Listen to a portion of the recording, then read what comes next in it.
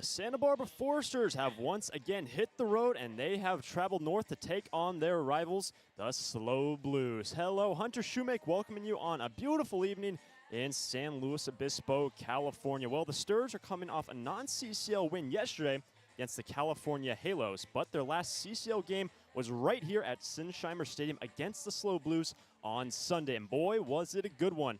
The first extra inning game of the year with the Sturs prevailing 5-4 over the SLO Blues. And here this evening, a little bit behind on the first pitch, just about 6:06 local time, but expecting a capacity crowd pushing 2,300 here tonight at Sinsheimer Stadium. Let's take a look at the starting lineup today for the Santa Barbara Foresters. Leading off and out in right field, Caden Peterson.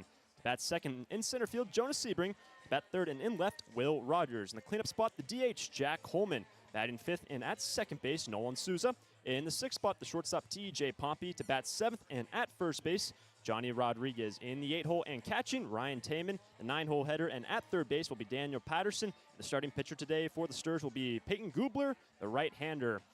But today, the Sturs enter CCL play at 12-5 with the SLO Blues, a game under 500 at 8-9. SLO Blues this evening wearing their all-white uniforms, while the Sturs wearing the maroon tops and their gray bottoms. But the starting pitcher today for the SLO Blues is going to be Logan Groff, the right-hander from Fresno State. This is going to be his fourth start of the year. He's got a 1-0 record and a 3.21 ERA. Well, here comes Caden Peterson. He'll be batting from the right side, digs in. And for Peterson, batting at 323 on the year.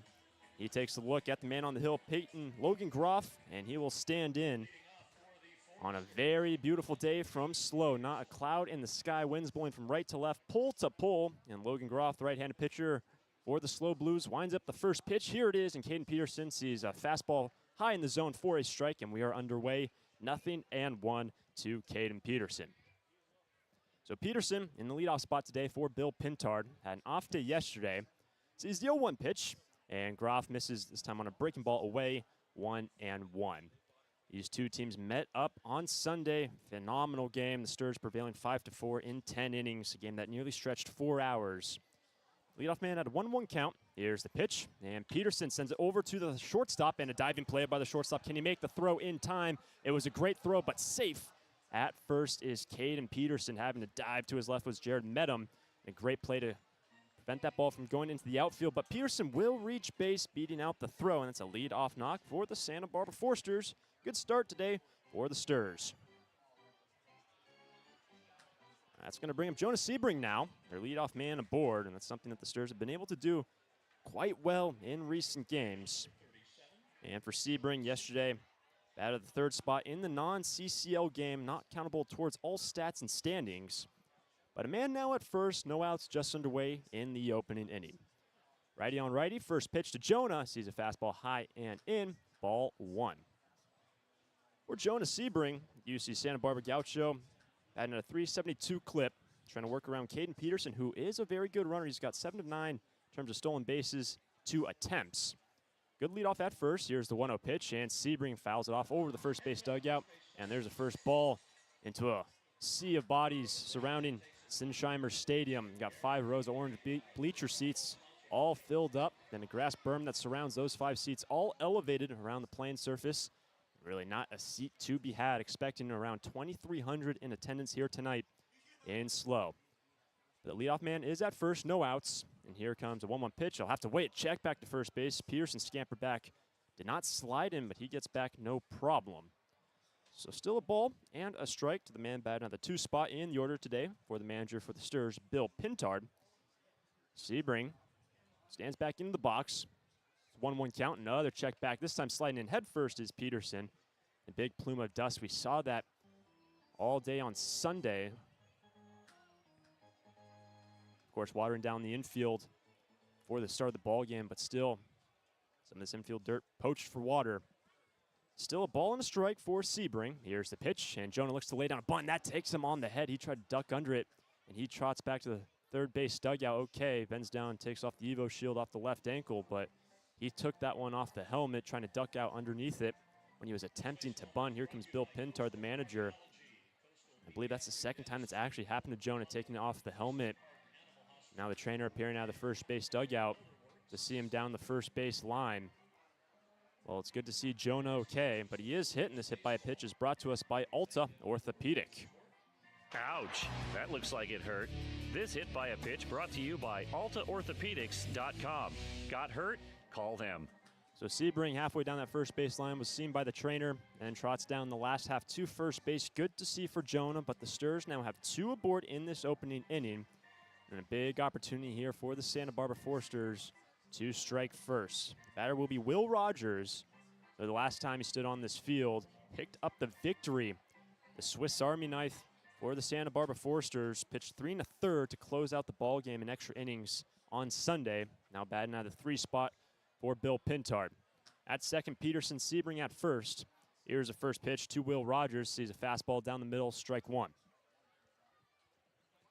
For Will, he's got 22 ABs on the year. He's got 7 hits, so that's good for a .318 average.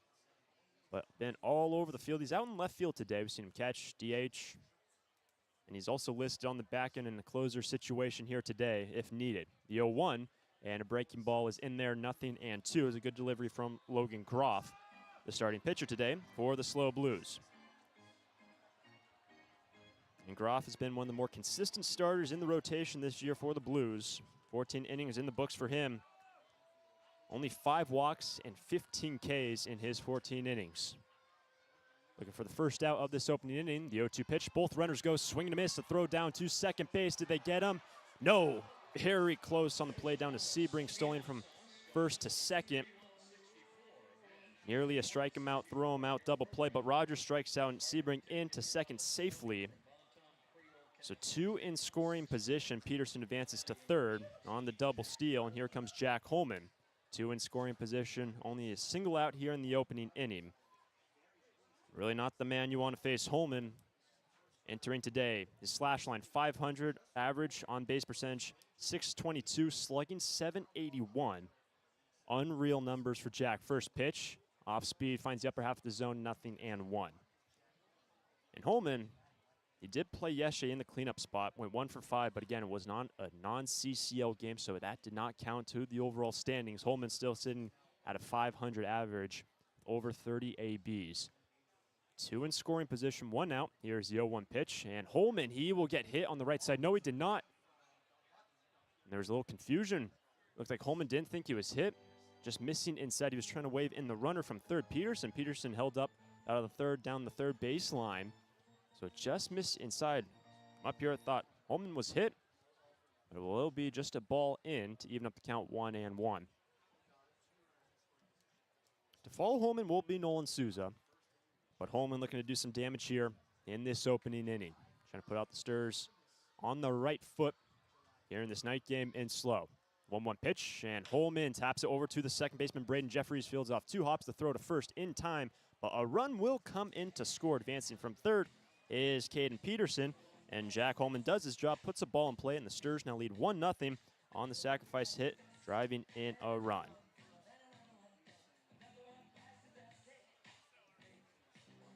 So now 2 gone. Sebring advances on that batted ball to third to bring up Nolan Souza.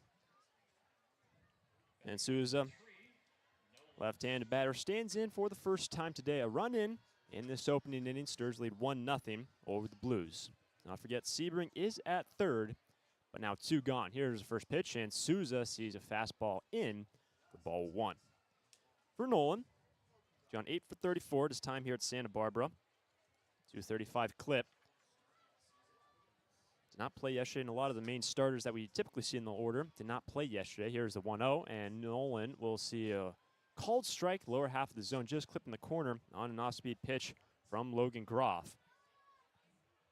Groff conceding the run here in the opening inning. Bottom half of this inning, Peyton Gubler will get the start, man from BYU for the Santa Barbara Foresters. 1-1 pitch, and Souza sprays it into left. Cooper Witten tracks back. He has to track back quite far, but that ball will go over the wall. Nolan Souza all the way around Tripper, and Nolan Souza has his first home run of the year, and the Sturs now lead 3-0 here in SLO. And Nolan Souza off the barrel. Looked like that ball was going to cut. Didn't have a whole lot of steam, but that ball sure tracked back well into left.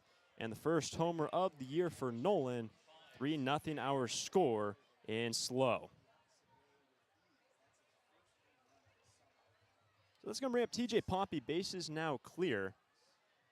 Still 2 gone after the 2-run homer by Nolan. First pitch, swing and a miss on the high fastball for TJ. So Pompey hitting over 300 on the year. But the damage being done here in this opening in a 3-run lead now for the Sturs. Here's the 0-1, and Pompey sees a fastball well high, even up the count 1-1. When that ball came off the barrel of Nolan Souza, he's batting from the left side, pushing it the opposite way. Over Cooper Witten's head in left. Honestly didn't think it had much legs behind it, but it sure carried. Here's the 1-1, and the fastball missing down the way, ball 2. One thing that likely aided Souza on that home run, the right to left wind here in SLO. Not too heavy of winds here this evening, but the winds are blowing from pole to pole, right to left, aiding that ball off the barrel of Souza. 2 gone, bases clear. Here's the 2-1 pitch to TJ Pompey, and Pompey sees a fastball high and up. That is ball 3. Johnny Rodriguez will be next if TJ is able to reach. And Logan Groff, who only allowed 5 earned runs in his first 14 innings pitched, has allowed 3 through 2/3 of the opening inning. Here's a 3-1, and TJ sees ball 4 away on a heater that missed, and that will put TJ aboard. And the Sturs a big opening inning. That's going to bring up Johnny Rodriguez.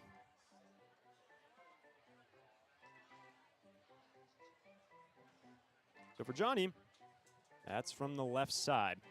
A couple lefties in the order today. Holman, Souza, who had the homer, and now Johnny Rodriguez. Gone 9 for 40. That's 225 average for the man who plays for Long Beach State. Got TJ Pompey at first, already 3 runs in here in this opening inning. Check back to TJ, and that ball will get past the first baseman. TJ will get to second base. He's maybe looking to go to third. He rounds second, going all the way to third base on the E1. The pitcher, Logan Groff, trying to catch TJ flat-footed at first, throws it past Casey Borba at the first station. And just like that, the Sturs not quite done here in the opening inning, with Rodriguez still awaiting the first pitch. He now has TJ Pompey all the way at third base on the errant throw.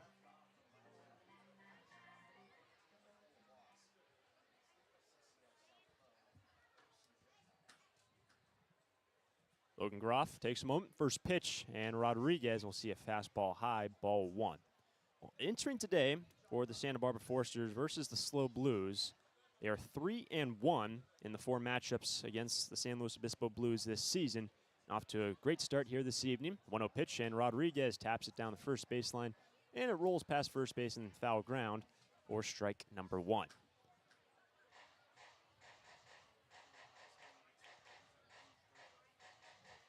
So in this inning, first 2 men reaching base.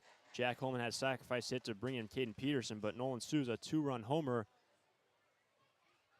to put it to a 3-0 score in the first. 1-1 pitch, and Rodriguez sees a fastball high. That is ball 2. Rodriguez batting out of the 7th spot in the order for the Sturs in front of this amazing crowd here tonight for San Luis Obispo. Likely well over 2,000 in attendance. 2-1 pitch. Rodriguez swinging a miss on the fastball high in the zone, 2-2. It is the firework night tonight for the SLO Blues, commencing after the final out. Thus the night game here in SLO. These 2 teams will also play tomorrow down in Santa Barbara on Independence Day. Well, it's 2-2, 2 out, man at third. Here's the pitch, and Rodriguez takes strike 3. Fastball outer half of the plate, and Johnny goes down looking. Damage done in the first for the Sturs. They lead 3-0, and Peyton Gubler out to the hill for the Santa Barbara Foresters. Take me out to the ball game. Take me out to the bookstore. Hi, this is Foresters Hall of Fame member Jim Buckley. When I'm not telling you who's batting for the Sturs, I write books for kids. Visit Chaucer's Books on Upper State Street and ask for my new graphic novel biography of Amelia Earhart or any of the great books I've written in the Who Was biography series. Titles include Muhammad Ali, the Wright Brothers, Blackbeard the Pirate, Roberto Clemente, and many more. Thanks for your support of reading for kids and the Foresters. Need a new copier for your office? Coastal Copy is the original copier dealer in the Tri-Counties and your authorized Kyocera dealer, offering complete sales, service, and supplies on a full line of Kyocera Task Alpha digital MFPs. And thanks to the latest in Kyocera mobile and cloud technology, we offer Kyocera's mobile print app, which allows you to access documents through your smartphone or tablet. Call us today to schedule your free assessment and quote. You'll see a difference because we go the distance. Call 1-800-995-8835. Starting pitcher today for the Santa Barbara Foresters will be Peyton Gubler. Gubler, the right-hander from BYU. It's his second start of the year and his third appearance. Only 5 innings pitched so far for Peyton. He's given up 4 hits, no runs, no walks, and 4 strikeouts for Peyton. The defense behind Gubler today, Daniel Patterson is at third, TJ Pompey at short, Nolan Souza at the second station, Johnny Rodriguez at first. Ryan Taman will be the catcher. In the outfield, Will Rogers in left, Sebring in center, Caden Peterson out in right. The lineup today for the SLO Blues, leading off Braden Jeffries, who will be at second base to bat second. The center fielder, Jariah Lewis, batting third, and in left, Cooper Witten. In the cleanup spot and at first, Casey Borba. In the 5 spot and catching, Nico Button. To bat 6th and at third, Brendan Comerford. In the 7th spot, the DH, Gio Blanchette. To bat 8th, the shortstop, Jared Medham. And in the 9-hole, the right fielder, Jake Hicksonbaugh for the SLO Blues. The SLO Blues already trailing by 3 runs here on their firework night in San Luis Obispo. Beautiful evening. A little bit of shadows now being casted from the sun setting to our right here. You see some of the pine trees beyond the fans sitting to the right of home plate being extended into the infield. And the SLO Blues wearing their all-white uniforms, maroon tops today and gray bottoms for the Santa Barbara Foresters. But here comes Braden Jeffries. Bats from the left side to lead things off. Peyton Gubler, the right-hander, lines up the first pitch of his outing. And Jeffries sprays it back into the netting behind home plate. That is strike number 1. Jeffries playing for Michigan. He's had a great year. Similar numbers to Jack Holman. His average over 500, getting on base over 60% of the time, slugging .650. Very good slash line for the leadoffs man for the SLO Blues. Down the count, Peyton Gubler, in his second start of the season, has now allowed an earned run. He's got an early cushion here in SLO. The away team leads by 3. Here's the pitch, and the 0-1 breaking ball misses low, evens the count. For the SLO Blues, they have been struggling. They had a good start to their season, but in their last 10 CCL games, they are 3-7. Here's the pitch, and on a breaking ball, chops it over to the second baseman. Souza casually slides over to his left, and the throw good to Rodriguez to retire Jeffries, 1 away in the bottom of the first. And the SLO Blues, they play a copious amount of non-league games. When you look at their record, officially in the CCL, they're 8-9, but overall, they are 15-10. That goes to show how many non-CCL games that they play. But with 1 away, bases clear, here's Jariah Lewis. Batting out the second spot. Another lefty in the lineup. I should say high in the lineup as well for the Blues. First pitch, and Lewis sprays it down the left field line and slices it over the bullpen, where the extra arms are for the Foresters, out of play. Strike 1. So Jackson Cloud yesterday get the start for the Santa Barbara Foresters in that non-league game. What a day it was for pitching for the Sturs. Here's the 0-1, and Lewis swing to miss on the breaking ball. That is strike 2. 18 Ks between Cloud, Zarodnik, Baker, and Hensley. The starter getting 11 Ks yesterday, and that 18 Ks good for tying franchise record through 9 innings. The 0-2, and Lewis sees a fastball well away. Ball 1. So fun to watch Jackson Cloud. 11 strikeouts. Just through 5 1/3. But here's the 1-2 pitch to Jariah Lewis. He's a fastball away to even up the count 2-2. Peyton Gubler sat down the first man he faced in his outing. 2 balls and 2 strikes. Next will be Cooper Witten for the Blues as they trail by 3. Here is a 2-2 pitch, and that will be strike 3. The fastball low in the zone. Got Jariah Lewis looking 2 down in the inning.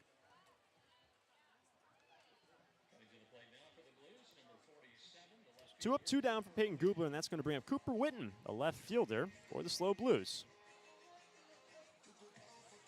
Cooper Witten playing for UW, University of Washington.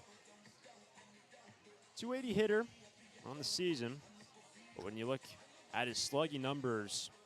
640 for Cooper Witten, even though his average relatively low compared to that slugging percentage. Sees the first pitch down, ball one. If he's somehow able to reach, Casey Borba will be next for the SLO Blues, but what Peyton Gubler is looking for, 1, 2, 3, opening inning, it his bats right back out there. Here's the 1-0 pitch. Witten sees an off-speed down and in. That is ball two. Great crowd here in San Luis Obispo on this July 3rd game. Really the marquee game all year long for the SLO Blues. They circle this one all year long. 2-1 pitch. Cooper Witten, he takes a low strike. Looked like there was a breaking ball from Gubler. He gets the call to even up the count, 2-2.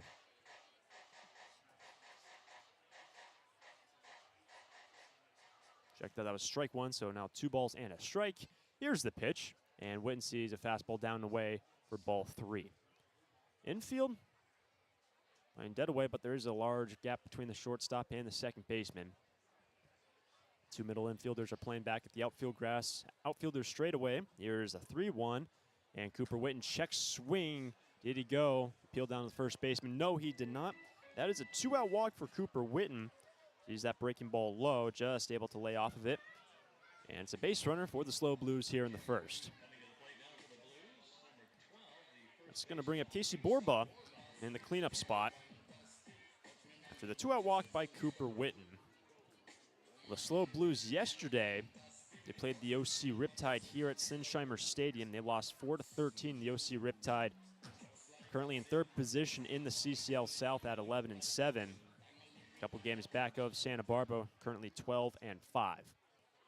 So man at first, here's the first pitch. He'll have to wait a check back to the first baseman. Having to slide in head first was Witten. It was a tough pick from Rodriguez at first. That ball was spiked right in front of him. Does a good job to keep it at his feet. Still waiting the first pitch to Casey Borba. Texas Longhorn batting from the right side. First pitch, runner goes, and it's down low. Ball one. It's a good throw from Taman. Do they have a play? They know, safe. Casey Borba sliding in. Check that. Cooper Witten, who worked the walk, slides in a second with a stolen bag. And we saw Nolan Souza collect that ball directly in line with home plate in front of second base, and had to turn and contort his body to try to apply a tag. And that spin, that contortion of his body allowed a few milliseconds for Witten to slide in safely. But now it's 1-0 the count. Here's the pitch. Borba sprays it up and out of play over the first base dugout. Strike one. Eco Button will be next for the Blues. Borba is somehow able to reach. 3-0 our score. We're in the bottom of the first. Peyton Gubler trying to keep a 3-0 ball game for his Foresters. Looks back to second base. Second look, 1-1 pitch. And a breaking ball, swing and a miss from Casey Borba. That is strike two. When you look at these fans, there is a massive line lining out in front, outside the front gate. Probably about an hour and 30 minutes before first pitch. Try to set up shop on the grassy berm surrounding all the stadium seats. But here's the 1-2 pitch, and Borba check swing. Did he go? No. Taman tried to slap him with the tag just in case he went around, but it will miss down and away for ball 2 to Casey Borba. Peyton Gubler sat down the first 2 relatively quickly, gave up the walk to Witten. Working more from the third base side of the rubber on the hill for Peyton Gubler. It's 2-2. Here's the pitch. Borba swing and a miss on the breaking ball, and Casey Borba down on strikes. 3rd out of the inning. We go to the second. Santa Barbara Foresters lead 3-0 over the SLO Blues. During this time of record market highs and gradual economic recovery, it's essential you have someone you can trust. For 10 consecutive years, the Santa Barbara News Press Reader's Choice Poll has awarded Tremblay Financial Services recognition for the financial guidance they provide their clients. Tremblay Financial Advisors continually educate their clients with new options and financial planning tailored fit to you. For more information or an appointment, call 569-1982 or log on to tremblayfinancial.com. Securities and advisory services offered through Centaurus Financial Inc., member FINRA and SIPC, a registered investment advisor. AAA Financial Services and Centaurus Financial are not affiliated companies. Investing involves risk, including potential loss of principal. No investment strategy can guarantee a profit or protect against a loss in periods of declining values.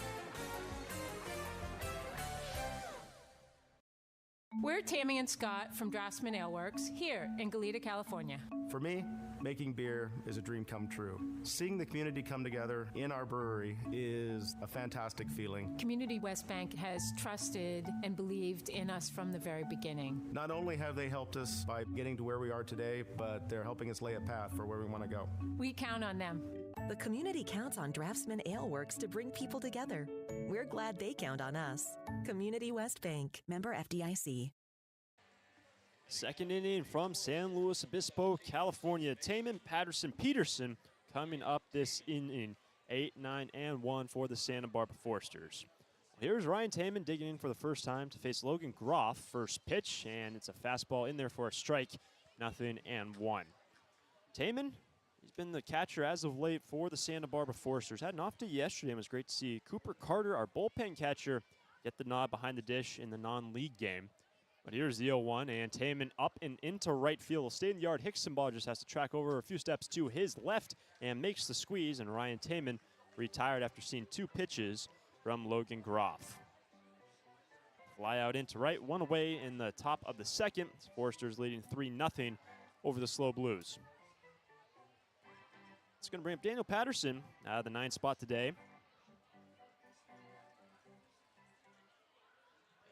Another right-handed batter for the Sturs. First pitch, looking to lay down a bunt, pulls it back and takes a fastball high. Good take from Daniel, ball 1. When you look around the CCL South, Foresters now a game behind Conejo, 13-5, with the Sturs at 12-5 in the Southern Division. The 1-0 pitch, and Patterson will take a breaking ball away, ball 2. And the Sturs all this week, really the most important and toughest stretch of the schedule all year long. I wouldn't say the most important, but definitely the toughest stretch. Playing SLO twice this week, and then Conejo. Here's a 2-0, and Patterson sees a fastball in there for a strike, inner half of the plate, 2-1. They're playing SLO, of course, here tonight. Tomorrow on Independence Day at home. Then 2 against Conejo away and then home. But Conejo and Santa Barbara, they've been really deadlocked atop the Southern Division. Here's the 2-1 pitch, and Patterson will see a changeup in there for strike 2 to even up the count. 1 away, base is clear for the Foresters, top of the second. Patterson sees the 2-2 pitch, and he will go down looking. He saw the slider started on his body and slid its way into the zone. He goes down looking, 2 gone in the second. It's a good-looking pitch from Logan Groff. He has struck out 3 Foresters so far. That's going to bring around the top of the order, Caden Peterson. Peterson had a single and a run scored in the opening inning. Him, Sebring, Nolan Souza all came around to score. Nolan Souza, 2-run homer in the opening inning to make it a 3-0 ball game. Now the second look at Groff, the pitch, and on a breaking ball chops off 2 hops to the Metten at short, who charges in, and the throw was well in time to retire Caden Peterson. He has 1 pitch and chops it over to the shortstop, who makes the play, and it's a 1-2-3 inning for Logan Groff and the SLO Blues. Go to the bottom of the second. Button, Comerford, and Blanchette coming up for the Blues, and they trail by 3. It's out of here. It's tough to tell whether that's another Foresters home run or one of the many flights going out of the Santa Barbara airport. With 22 daily departures and 11 direct destinations, including Chicago, Dallas, Las Vegas, San Diego, and Seattle, there's no need to drive and fly when you can take off local at the Santa Barbara airport. Prepare for a departure from the usual travel experience. Choose SBA and depart differently. A proud partner of the Santa Barbara Foresters. When it comes to your office equipment needs, call Coastal Copy. We're the largest independent office equipment dealership in the Tri-Counties, and as your locally owned authorized Savin dealer, Coastal Copy offers complete sales, service, and supplies on a full line of Savin digital copiers and MFPs, Savin color printers, digital duplicators, Savin wide format systems, digital presses, document management solutions, and more. That's Coastal Copy. You'll see a difference because we go the Call 1-800-995-8835.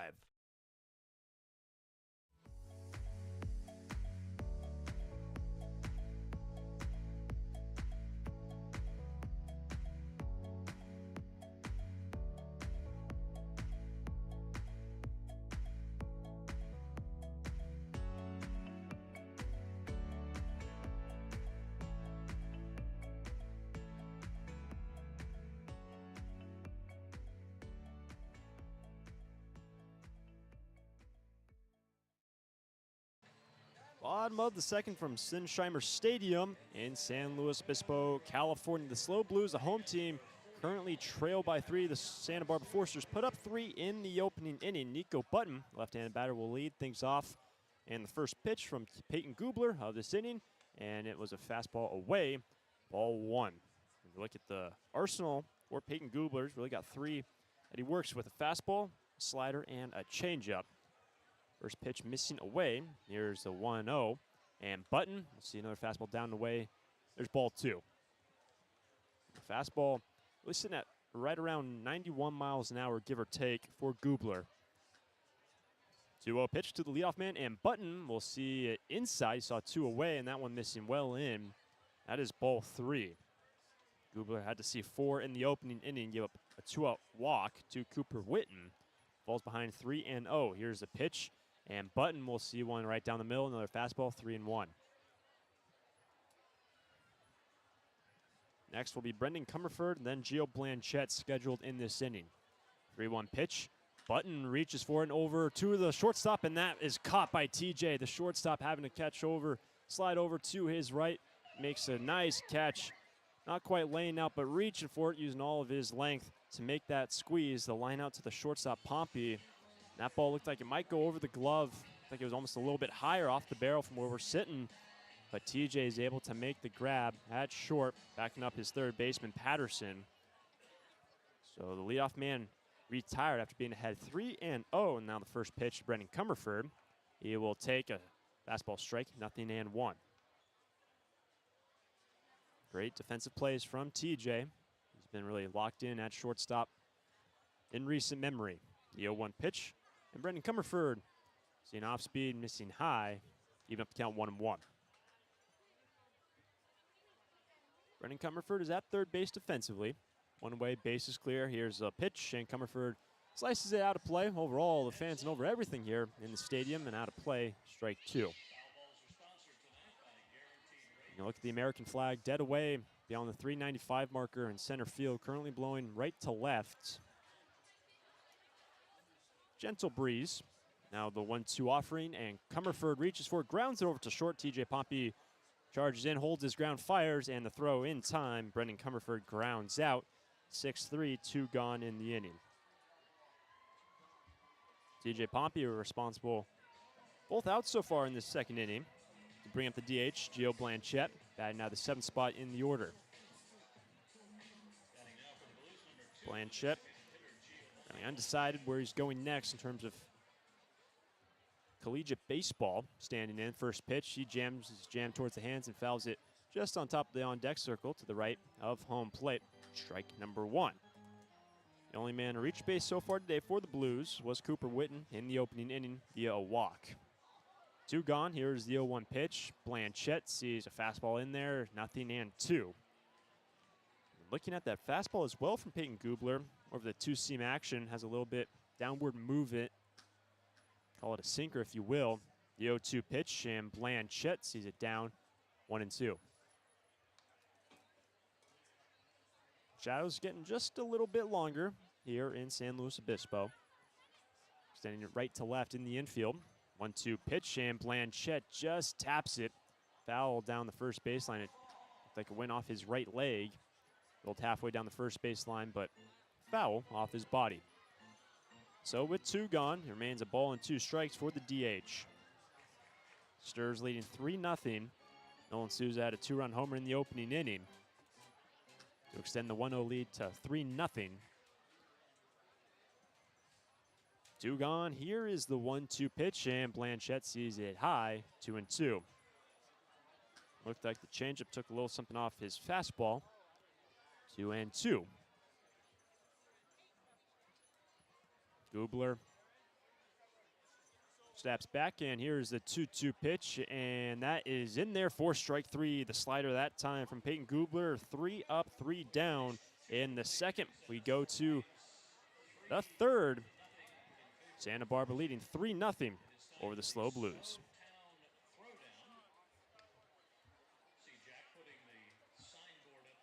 Santa Barbara Airport has 5 airlines: American, Alaska, Delta Air, Southwest, and United, with 12 direct destinations from Santa Barbara to Atlanta, Dallas, Denver, Las Vegas, Oakland, Los Angeles, Salt Lake City, Portland, San Francisco, Phoenix, Seattle, and Sacramento. With 23 daily departures from Santa Barbara, SBA's newest daily service on Delta Airlines to Atlanta and Salt Lake City can ensure that you can get anywhere in the world in just one stop. SBA is proud to join over 200 airports around the world in the Hidden Disabilities Sunflower Program. Passengers with a disability can opt into the program, and in doing so, trained staff at SBA will be there to provide additional level of customer service. You can learn more at www.flysba.com. Once again, you can learn more and book your flights today from Santa Barbara at www.flysba.com.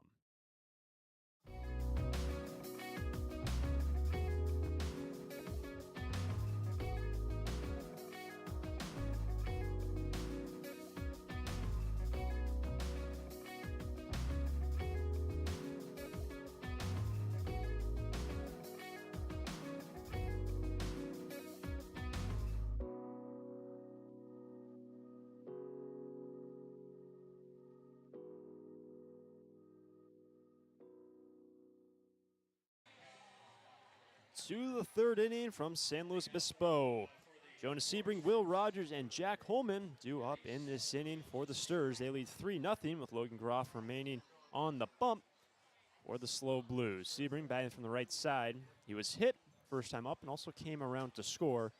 But the first pitch, and Jonas skies it right side, shallow right field. In comes Jake Hickson. Ball calls off the first baseman, makes the catch just a foot to the left of the right field line in fair ground. But Sebring is retired on one pitch on the fly out into right. So one away, and that's going to bring up Will Rogers. Will today struck out swinging in the first.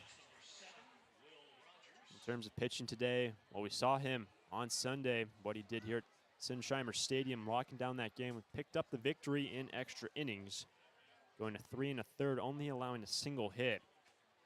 Offensively, batting third, first pitch, and this one is fouled back high off the screen behind home plate, or strike number 1 to Will Rogers.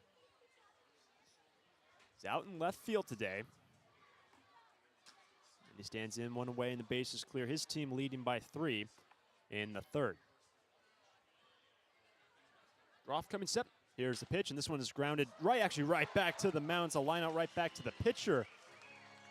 Great reflexes from the man on the hill, Groff, who had to reach across his body and make that squeeze. It was on the first base side of the hill, and Groff makes that play and made it look quite easy, actually. Pretty casual play from the man on the hill. Snares that ball as it was hit straight back to him off the barrel of Will Rogers. The line out back to Groff for the second out. Will retired, and that's going to bring up Jack Holman, batting from the left side. First time up, had a sacrifice hit to drive in a run. First pitch now, and it's a fastball missing high and away to the lefty, ball 1.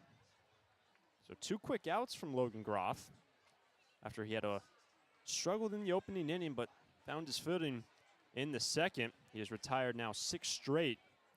Here's the 1-0, and Holman nearly gets hit. That's missing in for ball 2. After what Jack Holman has done, average of 500, slugging nearly 800, 781 slugging percentage for Holman. Most pitchers aren't going to be really putting balls down the middle. Here's the 2-0, and this one is popped up behind home plate. Maybe a play for the catcher button, and he's able to make the catch just in front of the backstop to the right side of home plate. Jack Holman just got under it, sent it up the chimney, and a good amount of room behind home plate towards the backstop. And Jack Holman retired with the catcher, Nico Button, making the squeeze to the right of home plate just in front of the backstop. It is another 1-2-3 inning for Logan Groff. We go to the bottom of the third. Santa Barbara Foresters still lead 3-0 over the Blues. Take me out to the ball game. Take me out to the bookstore. Hi, this is Foresters Hall of Fame member Jim Buckley. When I'm not telling you who's batting for the Sturs, I write books for kids. Visit Chaucer's Books on Upper State Street and ask for my new graphic novel biography of Amelia Earhart or any of the great books I've written in the Who Was biography series. Titles include Muhammad Ali, the Wright Brothers, Blackbeard the Pirate, Roberto Clemente, and many more. Thanks for your support of reading for kids and the Foresters. Need a new copier for your office? Coastal Copy is the original copier dealer in the Tri-Counties and your authorized Kyocera dealer, offering complete sales, service, and supplies on a full line of Kyocera Task Alpha digital MFPs. And thanks to the latest in Kyocera mobile and cloud technology, we offer Kyocera's mobile print app, which allows you to access documents through your smartphone or tablet. Call us today to schedule your free assessment and quote. You'll see a difference because we go the distance. Call 1-800-995-8835.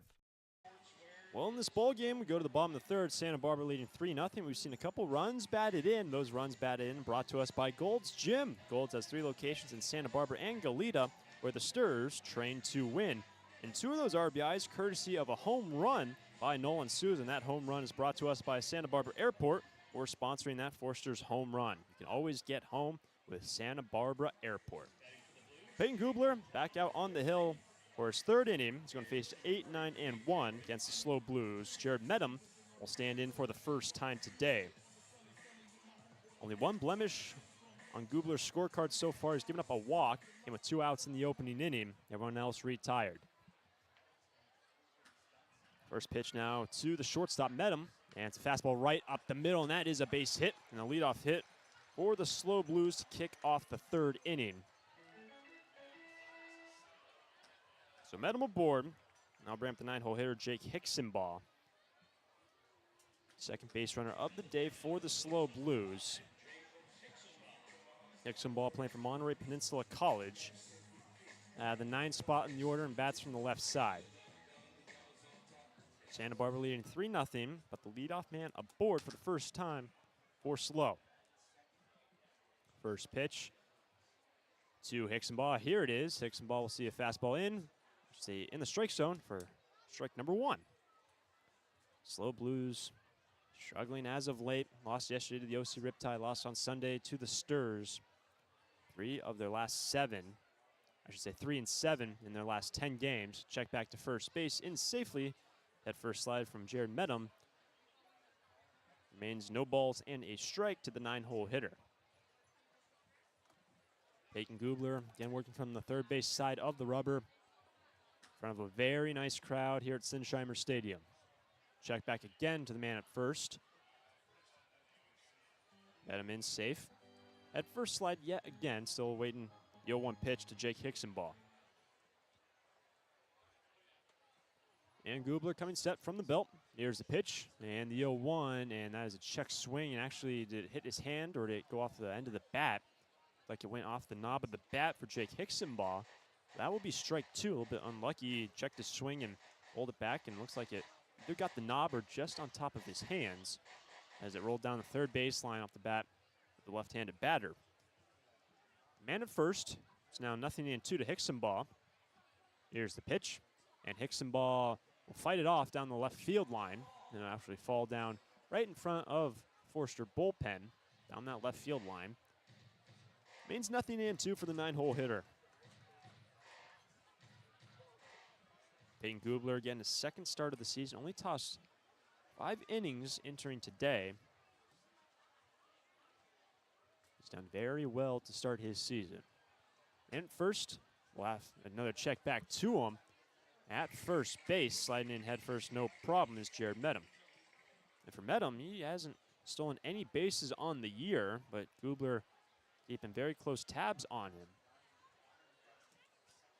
Still waiting the 0-2 pitch. Here it is, and there's a slider in there called strike 3, and that is the 4th K of the day for Peyton Gubler, 1 away in the 3rd. Great looking pitch from Peyton. That slider bending its way just in the backside of the zone. to have Hicksonball go down looking. Here's Braden Jeffries back to the top of the order. It's a 3-0 ball game. Santa Barbara lead. Man at first, now one away. First pitch, change up missing away, ball one. Jeffries had a ground out to second base. Nolan Souza is there defensively. Now all the shadows of the players getting a lot longer, approaching 7 o'clock local time. 1-0 pitch, and Jeffries up and out of play over the stands to the left of home plate. That's strike one to the second baseman, Braden Jeffries. When you look at the players' shadows now here in SLO, probably about 8 feet long from all the players on the infield. Here's the 1-1 pitch. Jeffries, another ball sent nearly identically over fans to the left of home plate. Actually, even the entire park. Strike two. A ball and 2 strikes now for the man at the top of the order. Jared Medham had a leadoff base hit, but he still remains at first base, 1 out. Gubler, third base side of the rubber. Another check back to the man at first. He is in safe. And Medham, even though he has no stolen bases, still relatively recently activated for the SLO Blues. Hasn't had the same amount of playing time as a lot of the other Blues on this roster. Here's the 1-2 pitch. Jeffries check swing. It's down low, like the slider from Gubler. It misses 2-2.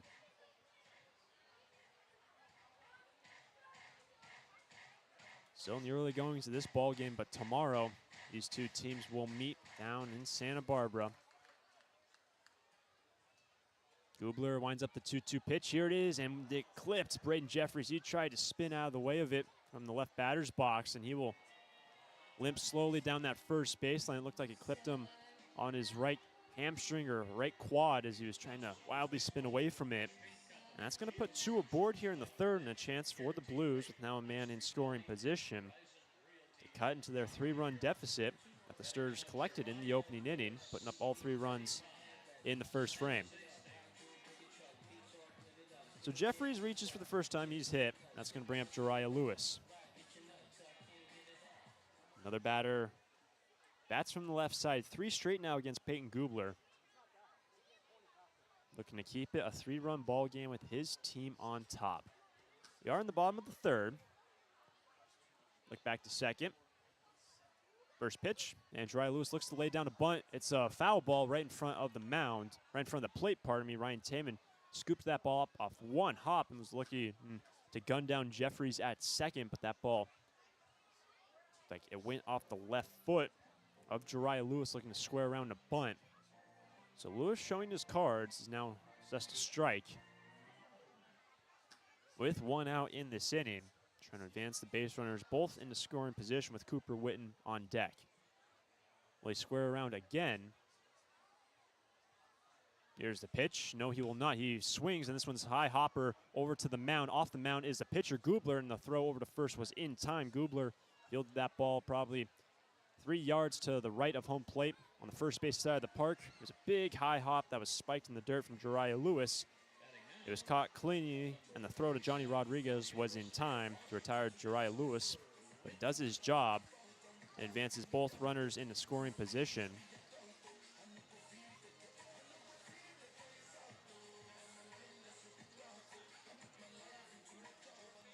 So Jariah Lewis grounds out 4-3 for the second out. Now that's going to bring up Cooper Witten to in scoring position.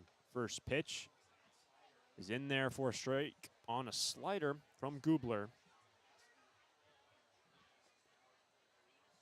So with 2 gone, the Blues have an opportunity to push in their first runs of the ball game. Witten has got the most pop in this lineup for the Blues. The 0-1 pitch, and Witten sees that slider again, this time sees it down and away, ball 1. Cooper Witten sitting at 6'4", 215. Trying to push in the first runs for his team. Time being called now by the man on the hill, Peyton Gubler. He re-engages. Now taking a moment to tighten the gloves. Cooper Witten batting from the right side. At third is Jared Medham. Second is Braden Jeffries. Gubler now from the middle of the rubber. 1-1 pitch, and it's a slider missing down and away. That's ball 2. Witten, he was walked, in the opening inning with 2 outs for the SLO Blues. It was the first base runner of the ball game. Jared Medham, who was at third, has the first hit for San Luis Obispo. Gubler taking a little bit longer time on the hill, get on the same page with his catcher, Ryan Taman. Comes set. 2-1 pitch. Here it is. And Witten, broken bat down the first baseline. That was a fair ball scooped up by Johnny Rodriguez, and he was able to just trot it over to first base to retire Witten. A broken bat for Witten, and that ball, much to his demise, stayed fair somehow down that first baseline, just about a foot fair the entire way, all the way down to the first baseman, Johnny Rodriguez, but a pair stranded in scoring position for the SLO Blues. We go to the 4th. Santa Barbara still on top 3-0 over the Blues. During this time of record market highs and gradual economic recovery, it's essential you have someone you can trust.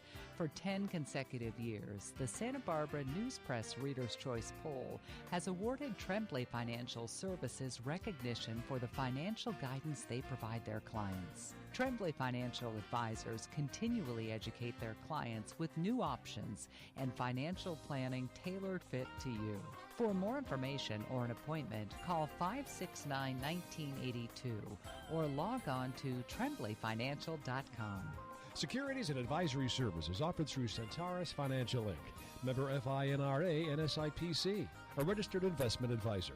Tremblay Financial Services and Centaurus Financial are not affiliated companies. Investing involves risk, including potential loss of principal. No investment strategy can guarantee a profit or protect against a loss in periods of declining values.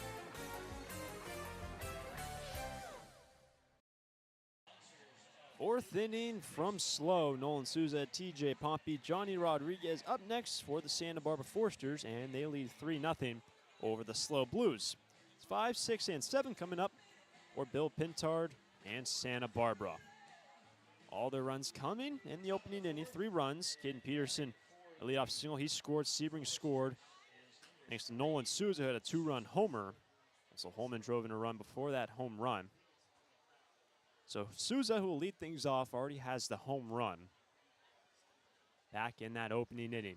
First pitch to Nolan, and he will see a fastball strike, 0-1. When that ball came off the barrel, Nolan Souza, it looked like it was just going to be a fly out into left field, but it just kept on drifting over the left field fences for the home run. Here's the 0-1. The slider missing away the left-handed batter to even up the count 1-1. The Stirrers looking to keep pace with Conejo, a game ahead of the Foresters. Face off against them twice later in the week. 1-1, and Souza sees a fastball down the middle, 1-2. In front of this brilliant crowd this evening, Sinsheimer Stadium. Likely well over 2,000, probably pushing 2,300 this evening. But the leadoff man down the count. Here's the pitch, the 1-2. It's down low. Breaking ball missing from Logan Groff, 2-2. TJ Pompey will be next for the Santa Barbara Foresters. Infield playing straight away. Center fielder draw.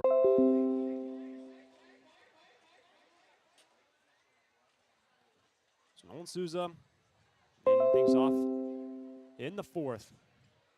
3-2 pitch, and Nolan sees a fastball high and away. That is ball 4. And a leadoff walk for the Santa Barbara Foresters to kick off the 4th inning. Souza aboard with the walk. And that's going to bring up TJ Pompey. And TJ worked the walk in the opening inning. Second look at Logan Groff. With that walk, prior to that walk, retired 7 straight. That comes to a close after he had a little bit of a shakier first inning. Settled in nicely. But the leadoff walk to Nolan Souza as he inches his way from first. First pitch to TJ. Fastball missing high and in. Ball 1. Johnny Rodriguez will be next for the Santa Barbara Foresters, leading by 3. Souza, not the biggest runner on the team, but he is 3 for 3. First pitch and a swing and a miss. It was the heater, and TJ was late on it. Fastball hummed right past him to even up the count 1-1. Santa Barbara Foresters, they haven't been as aggressive as of late on the base pass. Check back to the man at first. Souza in head first. No problems. The numbers for the Sturs haven't been as efficient compared to other teams in the CCL. They're 38 of 57 in terms of stolen bases and stolen base attempts. Here's the 1-1 pitch, and that is a fastball in there for a strike. Now 1-2 for TJ Pompey. Johnny Rodriguez scheduled next. TJ worked a walk, and he reached base for the second time. He's got to protect the plate. Another check back to first base to Souza. He's in head first again. Still 1-2.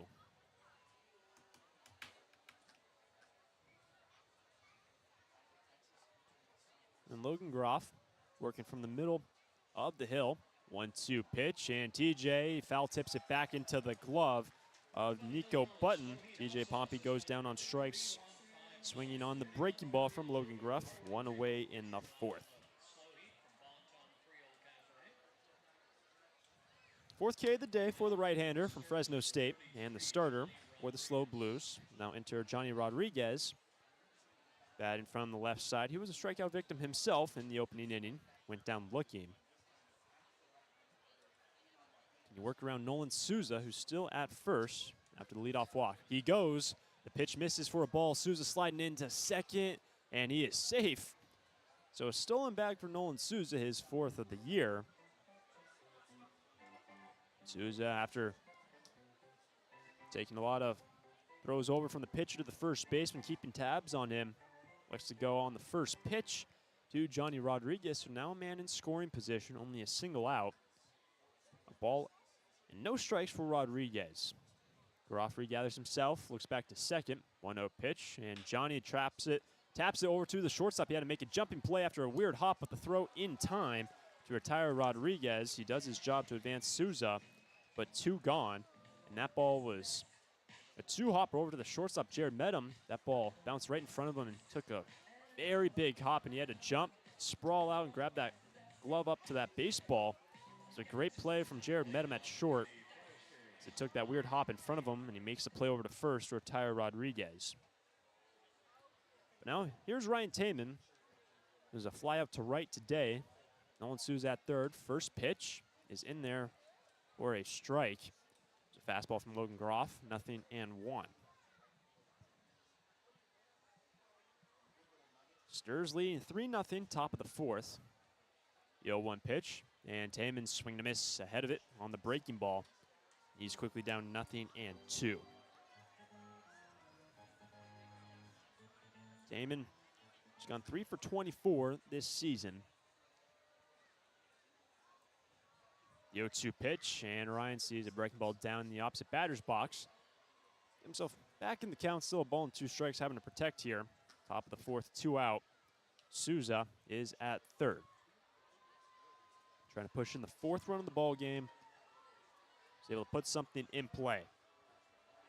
1-2 pitch, and Taman sees a fastball in. Fantastic take. Did not miss by much. 2-2.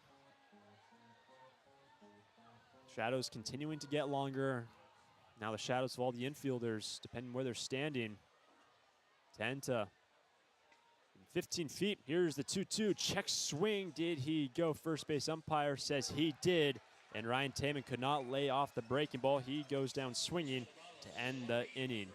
Nolan Souza had a leadoff walk, but he is stranded at third base. Bottom of the fourth we go. Sturs on top by 3. During this time of record market highs and gradual economic recovery, it's essential you have someone you can trust.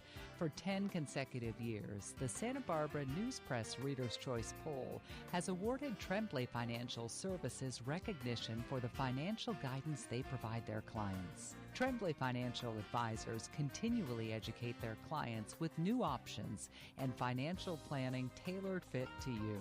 For more information or an appointment, call 569-1982 or log on to tremblayfinancial.com. Securities and advisory services offered through Centaurus Financial Inc., member FINRA and SIPC, a registered investment advisor.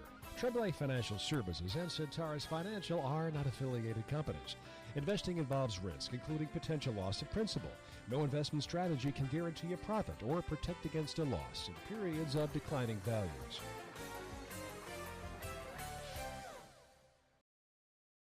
We're Tammy and Scott from Draftsman Ale Works here in Goleta, California.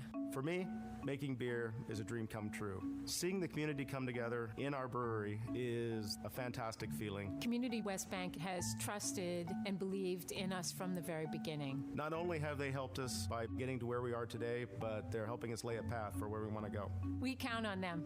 The community counts on Draftsman Ale Works to bring people together. We're glad they count on us. Community West Bank, member FDIC.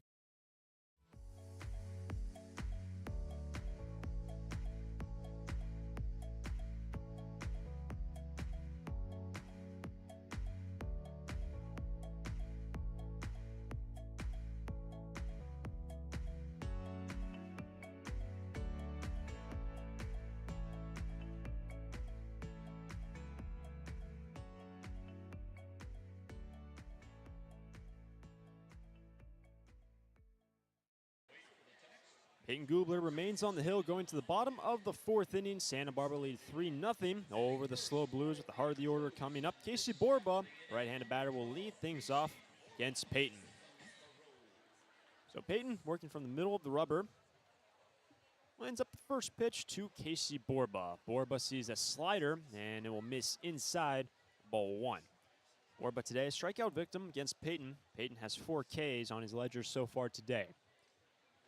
Here's the 1-0 pitch to Borba, and Borba swing and miss the fastball this time from Gubler to get himself back in the count 1-1.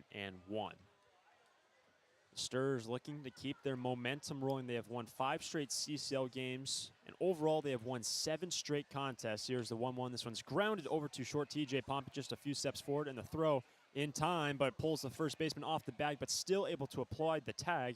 Rodriguez was pulled down the first base line towards home plate. But from the speed from Borba, a little bit slower, Johnny Rodriguez was still able to apply the tag to the first baseman running down that first baseline, and he is retired.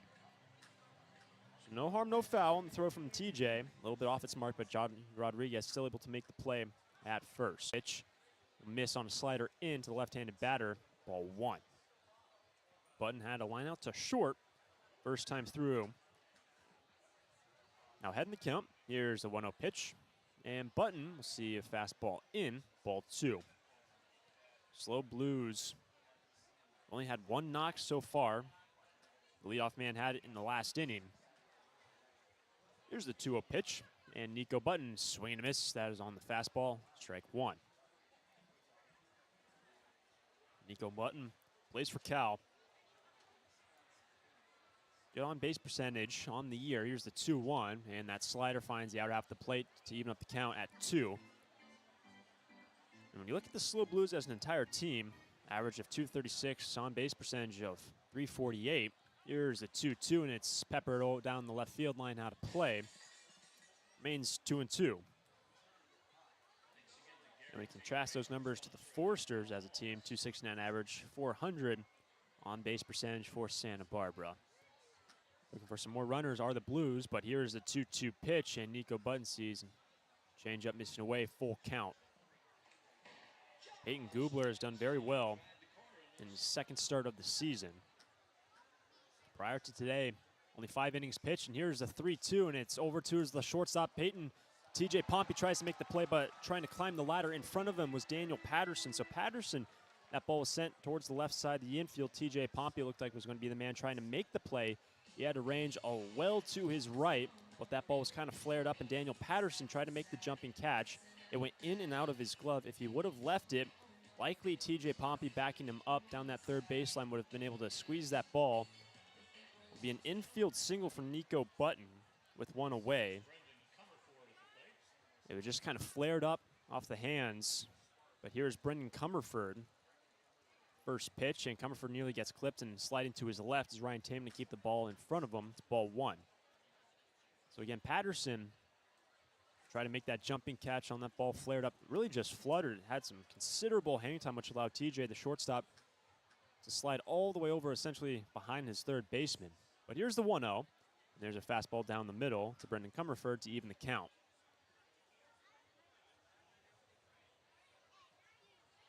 So Nico Button aboard with one out in the fourth. Sturs leading 3-0. Here's a 1-1 pitch. Comerford sees a fastball down. That is ball 2.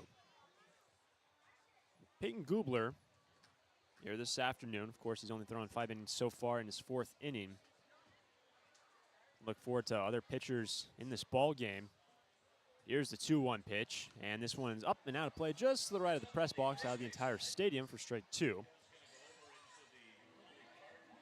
We're talking with Ryan Kramer, the pitching coach. Tucker Hall and the lefty and Zach Brown both likely to pitch today. Not sure when or which order, but both those two likely to throw. And at first, one away. Here's a 2-2 pitch and a breaking ball. Did he go check down the first base umpire? No, he did not. Able to lay off if it was Comerford. It's a full count. Nobody up currently in the Santa Barbara bullpen down the left field line. And if Gubler loses Comerford, likely someone starts stretching down that left field line. Now time being called on our home plate umpire, looking over to the third base dugout.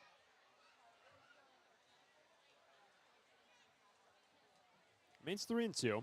Comerford standing back in. It was a 1-out knock by Nico Button, who remains at first base. It's a 3-0 ball game. Sturs lead. Gubler coming set. Here's the 3-2 pitch, and Comerford reaches for it and stays alive. It goes out of play down the first baseline. And no, it looks like it went in and out of the glove of Ryan Taman. Comerford fanned on it. That ball went probably 10 yards to the right of home plate, looking like he tapped the ball foul, but he will strike out with first base occupied. He is retired. That ball went in and out of the glove of Taman and looked like it went off the barrel of Comerford, but Comerford didn't even touch it. It was a breaking ball, and again, it went probably 10 yards to the right of Ryan Taman. But that is a strikeout on a full count. Brendan Comerford cannot lay off the slider from Peyton Gubler. 2 gone, but able to advance on that pass ball is Button. Here's the first pitch now to Gio Blanchette. This is in for ball 1. So now a man in scoring position. Bottom of the 4th for the SLO Blues as they trail the Forsters by 3. Peyton Gubler now has 5 Ks to his name in this ball game. Look back to second base from Peyton. Here's the 1-0 pitch, and this one is chopped back over the hill and backing up the second baseman. Now it's Nolan Souza, but it went in and out of the glove of Nolan Souza. It looked like as he was trying to transfer that ball, just momentarily lost his concentration. And on the transfer, went in and out of his hand, and as a result, Gio Blanchette will reach base, and that's going to put runners on the corners. And that's going to go down as an E4 on Nolan Souza at second. That ball was jacked directly in front of the mound, and it looked like Peyton Gubler was trying to take one out of Daniel Patterson's book and try to climb the ladder and make that play, but it goes over his head, and Souza was in perfect position just about 2 yards to the right of second base, backing up the mound, not make the play over to first. Here comes Ryan Kramer out of the third base dugout, pitching coach, talking with the catcher and the starter Gubler. You do see bodies now walking up and down the bullpen. Likely Tucker Holland or Zach Brown, one of the first 2 out of the bullpen today. Tucker, a lefty, and Zach Brown, a righty. The conversation completed. When you look at the playing surface, majority of foul ground on the first base and right field lines in shadows now. There is one tall pine tree that's beyond the first base dugout, extending all the way towards third base. Other than that, another large tree in the outfield extending some shadows out the third of the way into center field. But the shadows definitely getting longer. 7:15 local time here in SLO. Opportunity for the Blues on the 2-out error. Here's Jared Medham. Runners on the corners in the first pitch. And Medham, see a changeup in ball 1. Jared Medham had the first hit of the day for the SLO Blues. Came in the last inning. He was stranded at third, but a chance to drive in the first run of the game for the Blues. Here's the 1-0 pitch, and the fastball finds the outer half of the plate. 1-1. Santa Barbara Forsters put up 3 in the opening inning. The SLO Blues try to reignite all the 2,000 plus in attendance here this evening. with the base hit, driving a run. Here's the pitch, 1-1, missing in. Taman went in and out of his under his legs. A play at the plate will be late, with the catcher trying to back up, with the pitcher trying to back up Ryan Taman. And as a result, from third base goes Nico Button. It went right through the legs of Ryan Taman. And as a result, the SLO Blues get on the board. It's now a 3-1 ball game. Santa Barbara Forester lead down to 2. Go down as a wild pitch to score the run. Taman couldn't cover it, but now a man at second and 2 gone. It's 2-1 now. And Gubler, the pitch, and Medham sends it down the third baseline, actually over to the shortstop. Pompey charges. This is a tough play, and the throw in time. TJ charged and had to charge toward the third base line and made that play look easy, scooping up that ball on a full gallop. Throw in time to retire Jared Medham. But a run does come in to score for the SLO Blues. We head to the 5th. It is now a 3-1 ball game. Foresters still on top.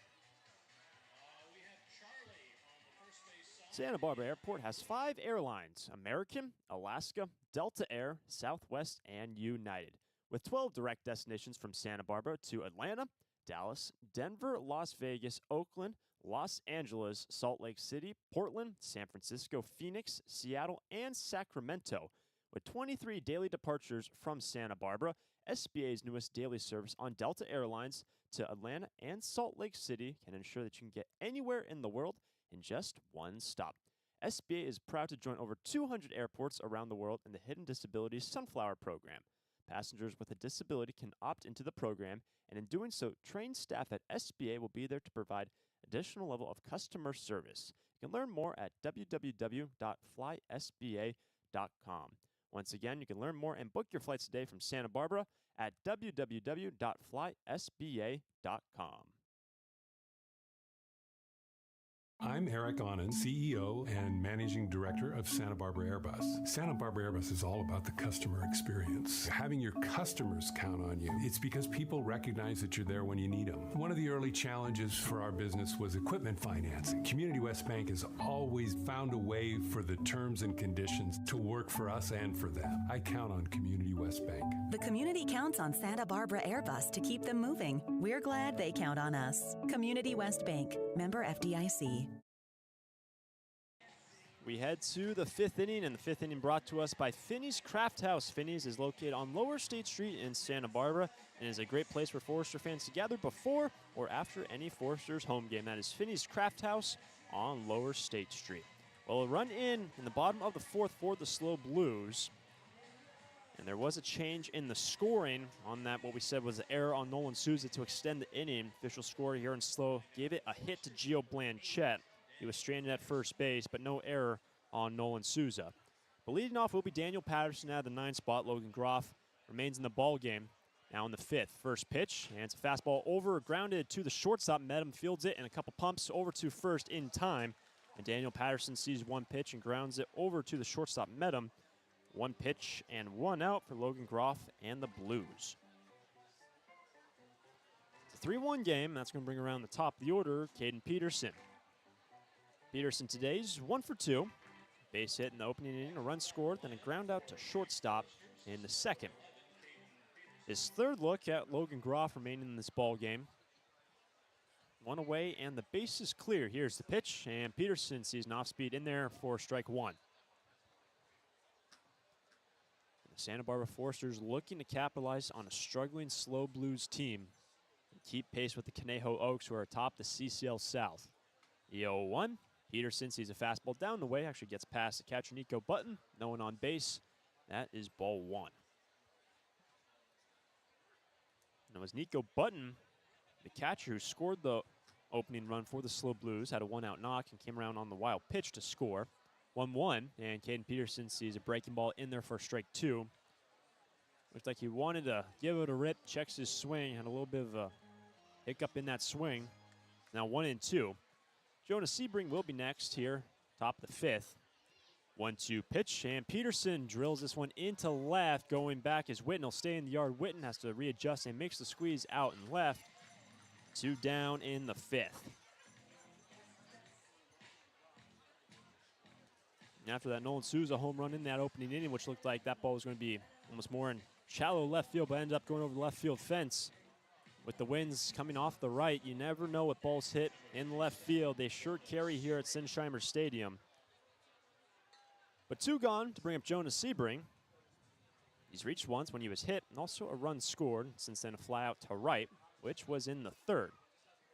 And Logan Groff got 2 quick outs here in the 5th inning, trying to get the bats right back out there.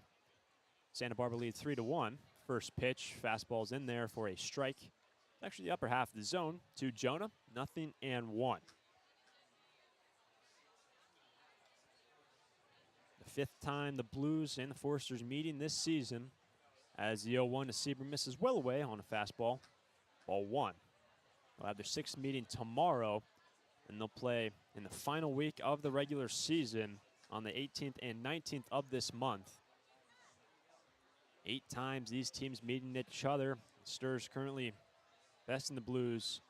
3 wins to 1 loss as the 1-1 pitch popped up shallow right field to second baseman Jeffries goes back but called off by his right fielder, and Hicksonball will make the catch in shallow right field, and it's a 1-2-3 inning for Logan Groff and the SLO Blues. We go to the bottom of the 5th, 9-1-2 coming on up for San Luis Obispo.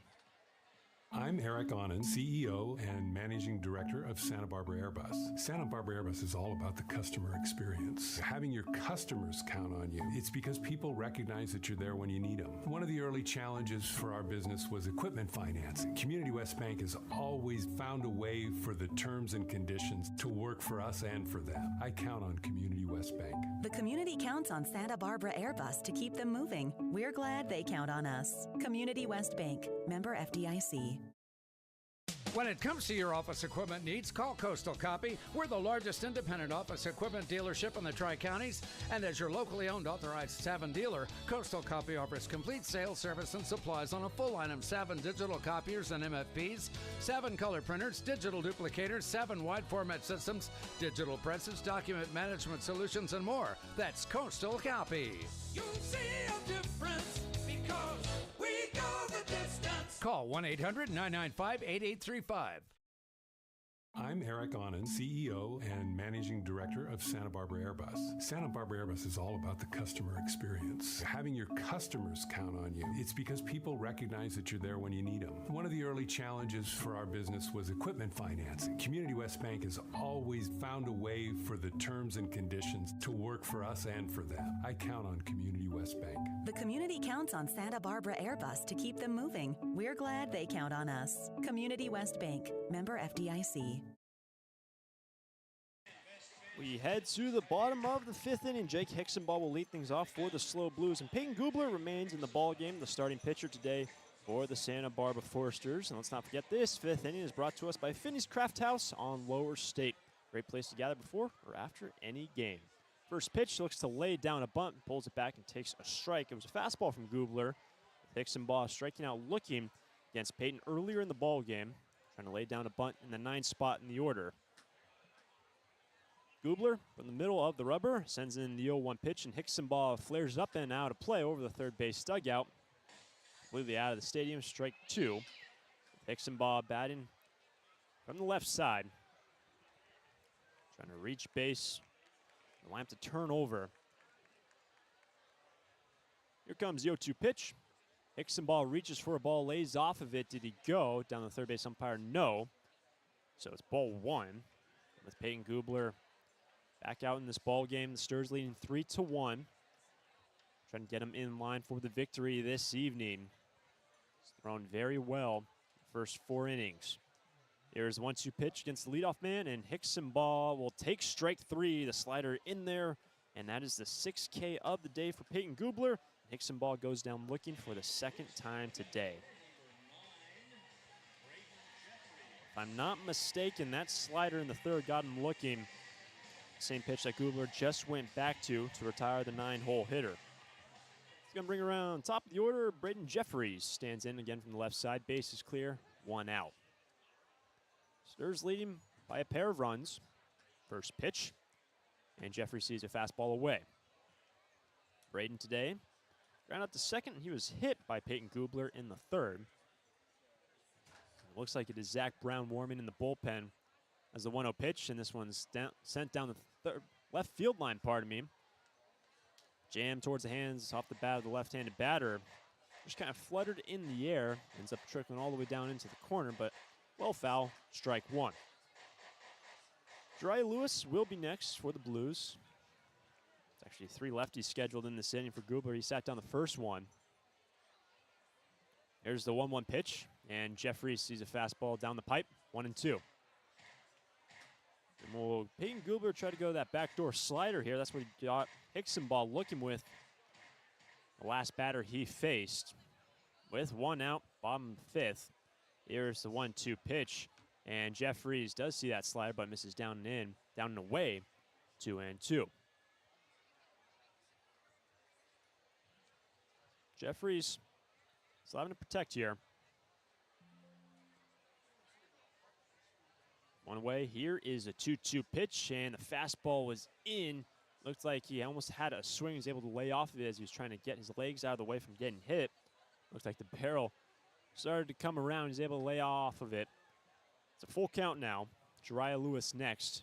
Here comes the payoff pitch, and the fastball fouled off over the third base dugout. In the top row of seats to the left of home plate.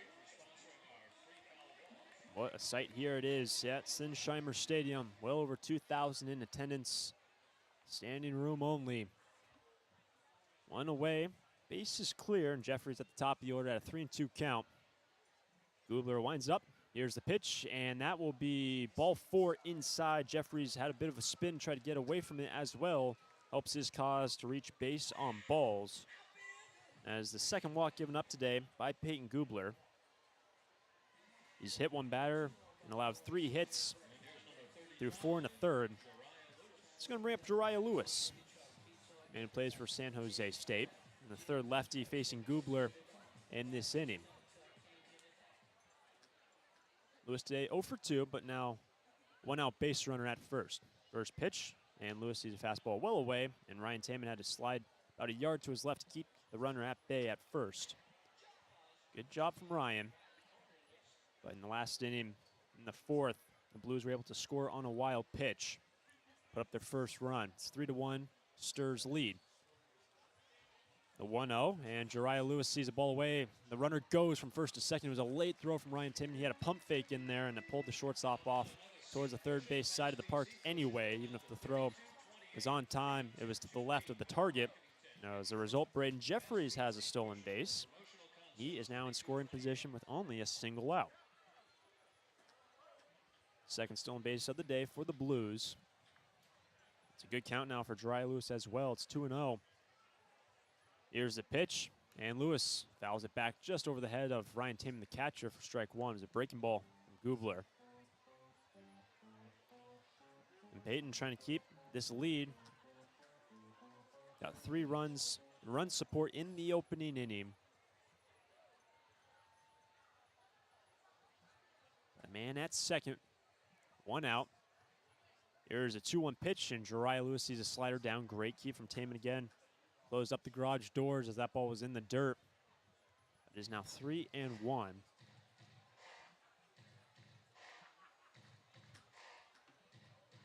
There is an arm up. It's a right-hander, and I'd have to imagine it's Zach Brown. We're trying to get confirmation. Not the easiest angle of the bullpen from where we're sitting.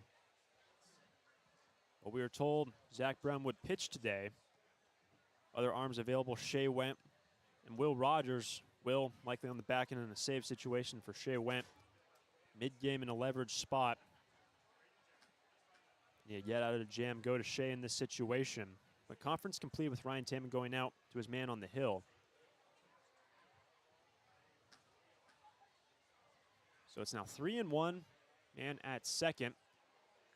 1 away. Here's the pitch, and Jariah Lewis will see ball 4 down low. Consecutive walks given up by Peyton Gubler. Like his slider missing that time. That puts 2 aboard. And it is Zach Brown, the right-hander, warming up in the bullpen. So now an opportunity for the SLO Blues with only a single out in this inning. Here is Cooper Witten. He's got the most pop by far than anyone in the Blues lineup. He's got a walk, and here comes now Bill Pintard. A slow walk out of the third base dugout. Sometimes when we've seen the manager go out there, he doesn't make the change. He just wants to get almost a temperature gauge of Gubler. Picking up 2 consecutive walks. We'll see as the entire infield converges as well on the hill. As it stands, Braden Jeffries is at second. Jariah Lewis now at first. Man at first base representing the tying run in this ball game. Bottom of the 5th. And again, this 5th inning brought to us by our friends at Finney's Craft House. Finney's Craft House is on Lower State Street and is a great place to gather for any and all Forester fans before or after any Forester home game. Finney's Craft House on Lower State. Well, for the Sturs, entering today, winning 5 straight CCL games, but if you can include the non-league games, they have won 7 straight ball games.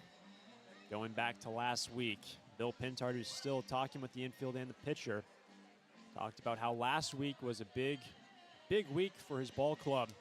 They were struggling before last week, but they have won 7 straight games, 5 straight CCL games. They're in a good spot in this ball game. The manager will go back with no pitching change to the third base dugout. And things got a little bit spicy here when the Sturs were back up here on Sunday. We saw an ejection in the SLO Blues dugout. It was a player, and one of the assistant coaches served the ejection, and Bill Pintard was right on the edge of a cliff of getting thrown out himself. Both dugouts given multiple warnings in that last ball game here at Sinsheimer Stadium. These two teams, a long rivalry, and it can show. But a chance here for Cooper Witten. Go-ahead run at the plate, bottom of the 5th. First pitch, and Witten in the right center field. Will that ball fall? Yes, it will. It goes into the gap. 1 run will score. Looking like 2 will score. Cooper Witten rounding second base, trying to get to third, and he will. A 2-run triple from Cooper Witten, and we are tied up at 3 here in SLO.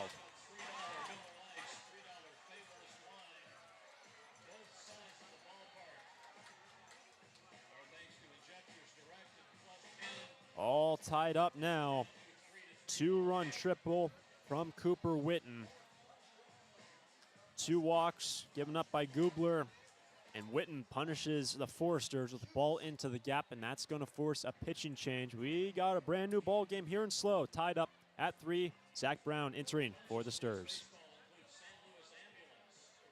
Take me out to the ball game. Take me out to the bookstore. Hi, this is Forester's Hall of Fame member Jim Buckley. When I'm not telling you who's batting for the Sturs, I write books for kids. Visit Chaucer's Books on Upper State Street and ask for my new graphic novel biography of Amelia Earhart or any of the great books I've written in the Who Was biography series. Titles include Muhammad Ali, the Wright Brothers, Blackbeard the Pirate, Roberto Clemente, and many more. Thanks for your support of reading for kids and the Foresters.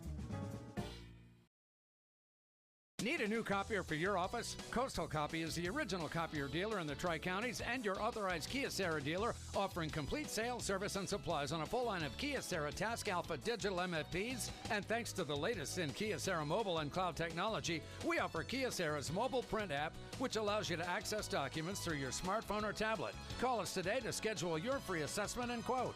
You'll see a difference because we go the distance. Call 1-800-995-8835. We're Tammy and Scott from Draftsman Ale Works here in Goleta, California. For me, making beer is a dream come true. Seeing the community come together in our brewery is a fantastic feeling. Community West Bank has trusted and believed in us from the very beginning. Not only have they helped us by getting to where we are today, but they're helping us lay a path for where we want to go. We count on them. The community counts on Draftsman Ale Works to bring people together. We're glad they count on us. Community West Bank, member FDIC.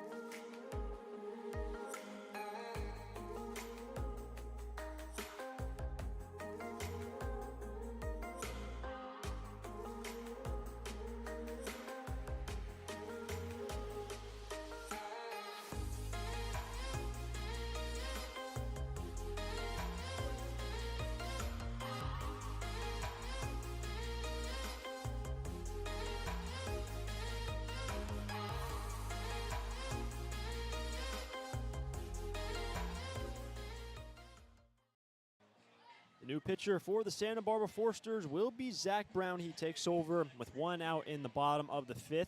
He inherits a runner at third. That is Cooper Witten, who had the 2-run triple to tie us up at 3. For Zach Brown, only his 2nd appearance on the hill. He made his debut on the 23rd down in Orange County when he pitched 2 innings. He gave up a hit, 3 runs, 2 of which were earned. He walked 1 and struck out 5 in his debut. His now 2nd appearance on the hill. Inherits a go-ahead runner at third base. He's going to face Casey Borba, 1 gone. Peyton Gubler gave up those 2 walks, and then that 2-run triple. He was able to get through this inning, would have been in line for the win, but now tied at 3. Brown winds up the first pitch, and Borba sees a slider. Misses down and in, ball 1. Borba, a strikeout and a ground up to short against Peyton Gubler earlier in this ball game. 1-0 pitch, and Borba swing and a miss, strike 1. Follow Borba will be Nico Button.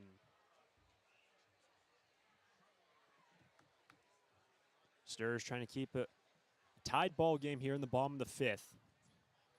Already 2 runs in for the SLO Blues. Here's the 1-1, and Borba sees a slider, starts on his body and tries to bend in off the delivery from Zach Brown. It's a righty-righty matchup, but it misses in, 2-1. And for Zach Brown, playing for Ohio State, we should say the Ohio State. Right-hander working from the first base side of the hill.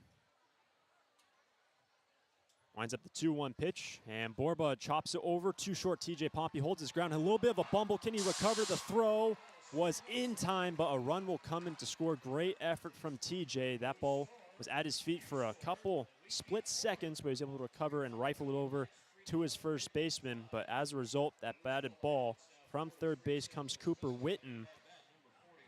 So Borba does his job with only a single out, drives in a run on that ground out. And the SLO Blues pushing their 3rd run of the inning, and they now lead 4-3 over the Santa Barbara Foresters. That's going to bring up Nico Button, first pitch, and the left-handed batter spikes it foul towards the first base on deck circle. Strike 1. Base is now clear, but the damage done in this inning for the Blues, now leading after pushing in 3 here in the 5th. Zach Brown, a fresh slate behind him. Here's the 0-1 pitch, and Button swinging a miss on the fastball. He's quickly down 0-2. Nico Button today is a line out to short, base hit, and a run scored, which came in the 4th inning. Here is the 0-2, and Button reaches for it over to the first baseman's Johnny Rodriguez, and he makes a big old hyperbolic-looking run over to scoop up that ball and winds his way back to first base to make the play. So Button grounds out to first unassisted for the 3rd out of the inning. But the damage done here in the 5th. We go to the 6th. SLO Blues now lead 4-3 over the Santa Barbara Foresters.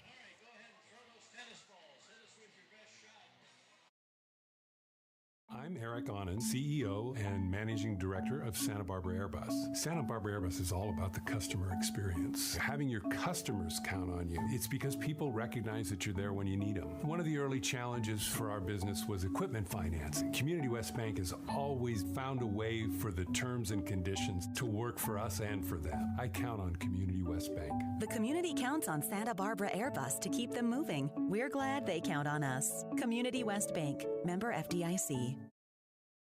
When it comes to your office equipment needs, call Coastal Copy. We're the largest independent office equipment dealership in the Tri-Counties, and as your locally owned authorized Savin dealer, Coastal Copy offers complete sales, service, and supplies on a full line of Savin digital copiers and MFPs, Savin color printers, digital duplicators, Savin wide format systems, digital presses, document management solutions, and more. That's Coastal Copy. You'll see a difference because we go the distance. Call 1-800-995-8835.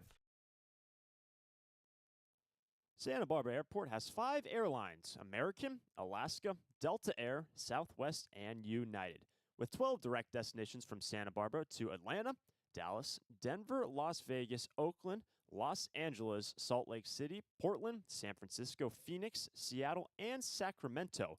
With 23 daily departures from Santa Barbara, SBA's newest daily service on Delta Airlines, to Atlanta and Salt Lake City can ensure that you can get anywhere in the world in just one stop. SBA is proud to join over 200 airports around the world in the Hidden Disabilities Sunflower Program. Passengers with a disability can opt into the program, and in doing so, trained staff at SBA will be there to provide additional level of customer service. You can learn more at www.flysba.com.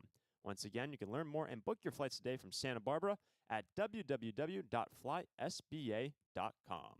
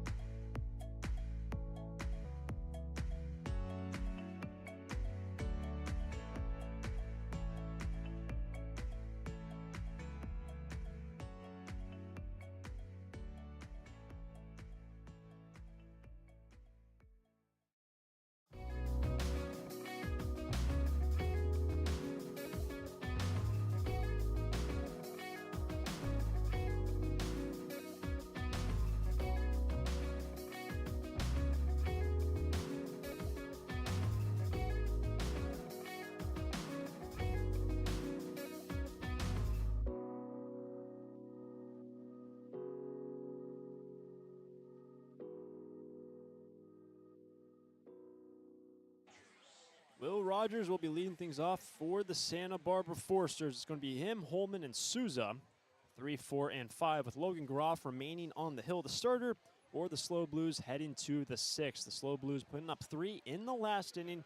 They now lead the Foresters 4-3 into the 6th. Rogers is 0 for 2 today. That's from the right side leading things off. The majority of the infield now surrounded, encapsulated by shadows. First pitch, and Rogers sees a fastball in, ball 1.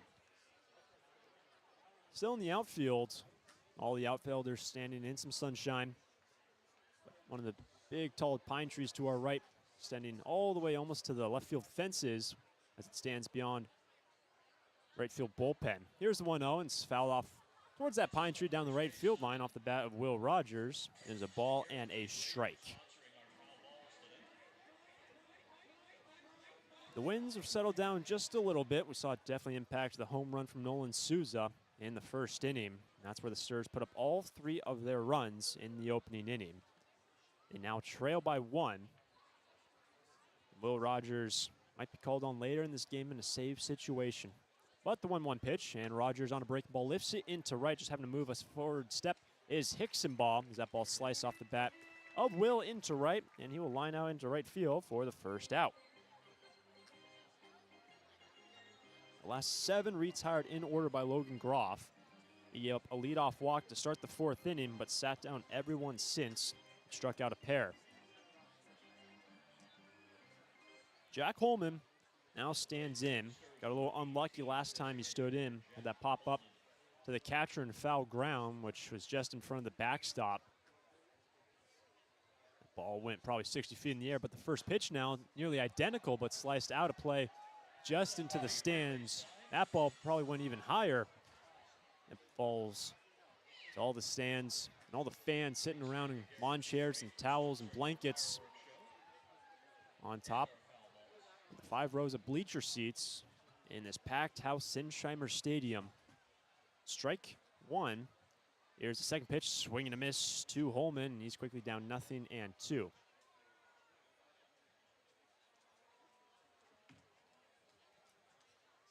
Holman today had a ground out which drove in a run, and then that pop up to the catcher. Here's the 0-2, and Jack reaches for it, slices it over the third base bullpen. He will stay alive. To follow Jack will be Nolan Souza, and the Stars now trailing for the first time in this ball game. And actually, even the last time that they were here on Sunday when they won in extra innings, they never did trail. They were tied up, of course, but here's the 0-2, and this is a swing and a miss. And Jack Holman down on strikes. The off speed from Logan Groff got him to swing. 2 quick outs in the 6th, and Logan Groff, who struggled in that opening inning, has settled in very nicely. It's going to bring up Nolan Souza, who did the damage against Groff in that opening frame. When you look at what Logan Groff has done, He will face Nolan Souza for the third time. Gave up 2 hits in that opening inning. Of course, the home run was a big one. Here's the first pitch, and Souza is jammed towards his hands and fouls it on top of the third base dugout for strike 1. Gave up a single. He walked a batter, allowed a sacrifice hit to drive in a run. The home run by Nolan Souza. He walked Pompey. Then after that, since that point, with 2 out in the opening inning, he has only allowed a single base runner since then. We are in the top of the 6th. Here's the 0-1, and we'll miss high and away to even up the count for Nolan Souza. He struck out Johnny Rodriguez to end the first, and since that point, the only man to reach base against him was Nolan in the 4th with a walk. Here's the 1-1 pitch, missing high and away again on an off speed from Logan Groff, 2-1. He sat down the first 2 here in the 6th.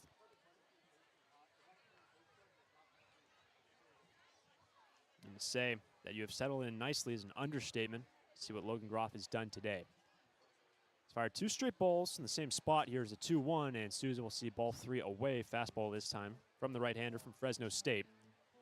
Let's see if Nolan can reach base again with a walk. Sturs trail by a run, top of the 6th inning. After getting up 3 runs in the last, you don't want to have a 1-2-3 inning. Here's the 3-1 pitch and a strip and a miss. Logan Groff on the fastball blazes it past Souza for a full count. But for the Sturs, last thing you want to do, have 3 batters in there and have all 3 retired and give the momentum right back to the Blues.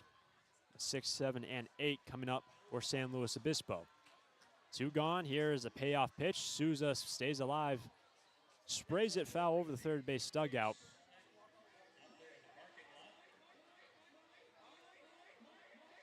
These fans were committed getting here to Sinsheimer Stadium. Line was started. Gates opened up, I believe, at 4:30, and when we showed up, it felt like there was already people waiting out in front of the gates. So that's probably around 3 o'clock with first pitch at 6 o'clock. But here is a 3-2 as Nolan Souza takes strike 3. It was the breaking ball in there from Logan Groff.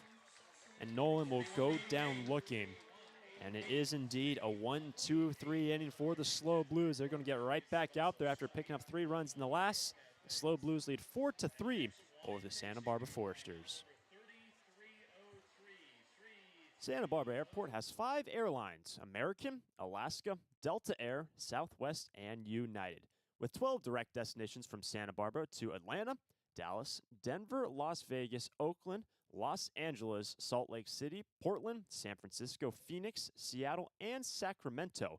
With 23 daily departures from Santa Barbara, SBA's newest daily service on Delta Airlines to Atlanta and Salt Lake City can ensure that you can get anywhere in the world in just one stop. SBA is proud to join over 200 airports around the world in the Hidden Disabilities Sunflower Program. Passengers with a disability can opt into the program, and in doing so, trained staff at SBA will be there to provide additional level of customer service. You can learn more at www.flysba.com. Once again, you can learn more and book your flights today from Santa Barbara at www.flysba.com.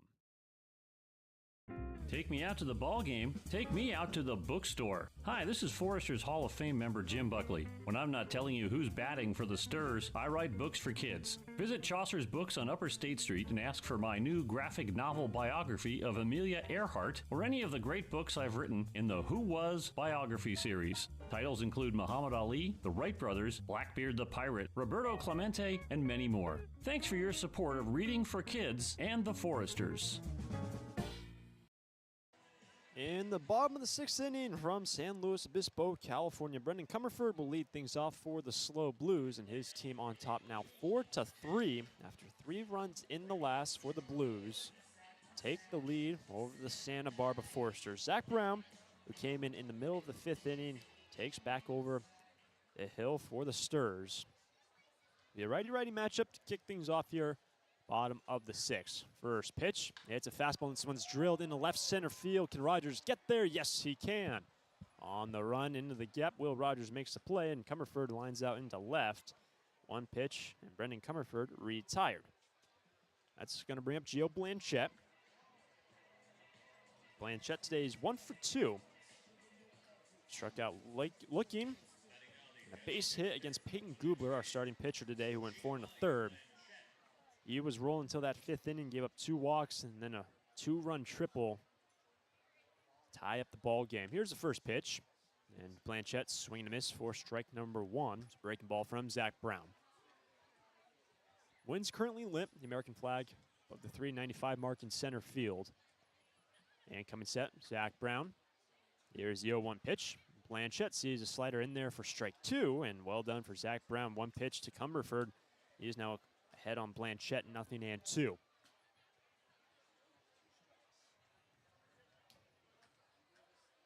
Here's the 0-2 pitch, and Blanchette just sees a ball in. There's another slider from Brown, does not get the call.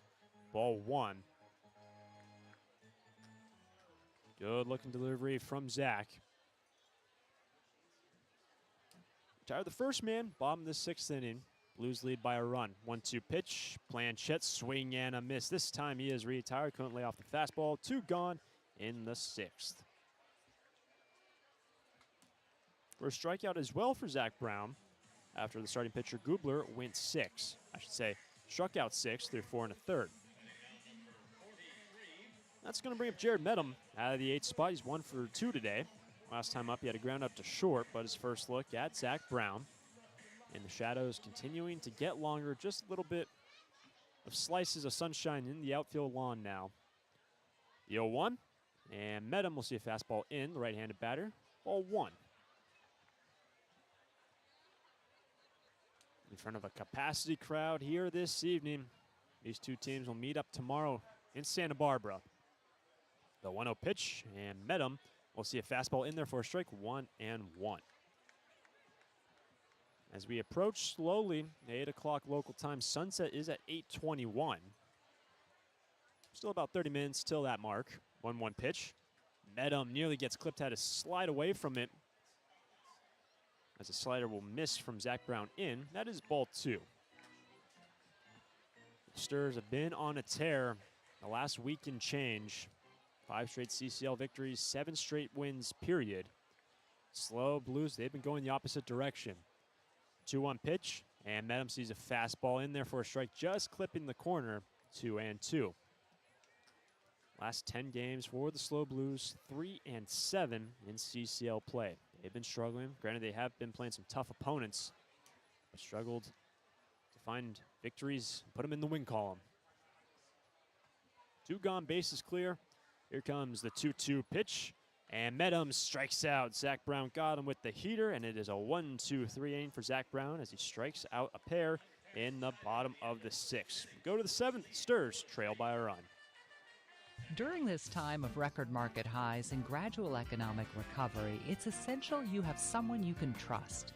For 10 consecutive years, the Santa Barbara News Press Reader's Choice Poll has awarded Tremblay Financial Services recognition for the financial guidance they provide their clients. Tremblay Financial Advisors continually educate their clients with new options and financial planning tailored fit to you. For more information or an appointment, call 569-1982 or log on to tremblayfinancial.com. Securities and advisory services offered through Centaurus Financial Inc., member FINRA and SIPC, a registered investment advisor.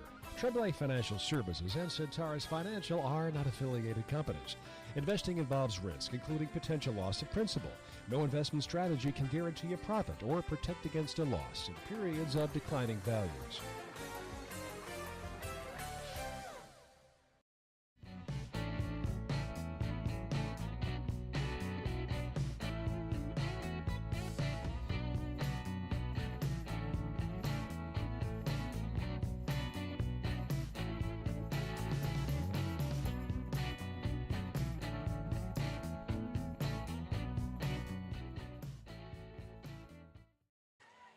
We go to the 7th inning from SLO. DJ Pompey, Johnny Rodriguez, Ryan Taman next for the Santa Barbara Foresters, with Logan Groff remaining on the hill. The starter back out there for his 7th inning. And for Groff, he has retired 9 straight Foresters. And since the first inning, he has only allowed a single base runner. That first inning, the Stars put up 3, but only 1 base runner since. First pitch, swing and a miss from TJ Pompey. It was a fastball from Groff, strike 1.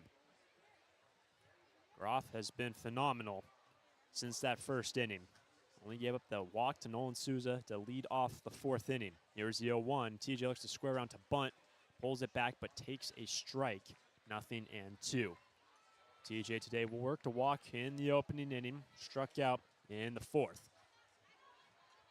Johnny Rodriguez will be next. TJ batting from the right side, the right-handed pitcher Groff coming set. The 0-2 pitch, and Pompey broken bat, and this one's flared up over towards the first baseman, and that ball will fall in front of the second baseman, Jeffries, who was trying to cover. And TJ, a lead-off single. The broken barrel ended up right at the shortstop position. That could have been dangerous. You see Jared Medham, the shortstop, pick up the splintered lumber, bring it over to Steve Schuck, the third base coach. That thing was flying like a saucer, broken just above the hands. TJ has a broken twig, but he does have a base hit, his first hit of the evening, and it's a leadoff single for the Sturs as they trail by a run.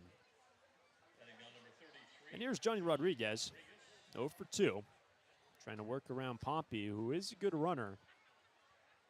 Sturs trying to tie up this ball game here in the 7th. Check back to first base, TJ back in, just scampering in, no slide. So Logan Groff got quickly ahead against Pompey. Gives up that flare single over the first baseman's head. First pitch to Rodriguez, and a swing and a miss. It was a high fastball, 0-1. The Sturs also playing 2 against the SLO Blues, 1 today, 1 tomorrow. Then we'll host the Conejo Oaks. I should say, actually, we'll be down in 1,000 Oaks and then host Conejo for 2 matchups later on in the week. Another check back to first. Pompey in head first this time. A little bit of a plume of smoke. Not as big as we saw in that day game on Sunday. Felt like every batter that slid in to any base, you had to wait to see the dust clear before you would see him stand up. But still remains 0-1 for Rodriguez. Here's the pitch, missing well high and away as Nico Button had to spring up onto his feet and catch that ball. Keeps the runner at first. SLO Blues put up a run in the 4th and 3 in the 5th.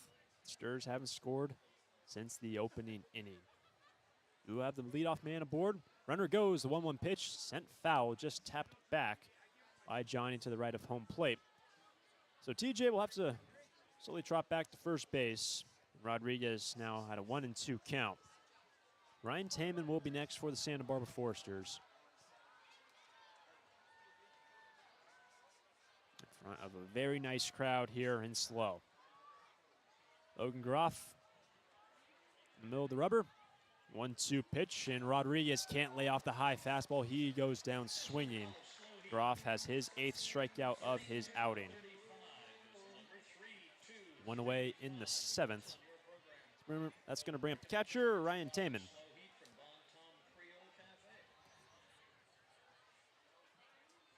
Taman, 0 for 2, a fly out to right. Strikeout swinging. He gets instruction from Steve Schuck, third base coach, or the Foresters. What are they going to draw up here? 1 out, man at first. Another check back to TJ, slides in head first. Daniel Patterson will be next. With the Sturs looking to try to tie up this ball game. They trail 3-4. First pitch will have to wait as another check back to TJ at first. Pompey in head first again. About 90% of the playing surface now in the shadows of the setting sun to our right. 8 o'clock Pacific time. First pitch now as Tam will see a high ball. A heater from Groff missing. It's ball 1. Going to ask for a nicer day. It was a little bit toasty, especially down that third base dugout with the sun setting to our right. It's baking in that third base dugout where the Sturs are housed, turning into a very nice evening. And at first, and Groff has not forgotten about him, throwing over to first again. And for TJ, 4 for 5. We've already seen him try to jump where Rodriguez tapped the ball back. Here's the 1-0 pitch. And fastball missing high, ball 2. There are guys up in the bullpen down the right field line for the SLO Blues. And the starter Logan Groff through 6 1/3 now. behind 2-0 to Ryan Taman. You have to imagine some guys getting ready to relieve Groff. Here's a 2-0 pitch, and Taman ripping a miss on the fastball. Strike one.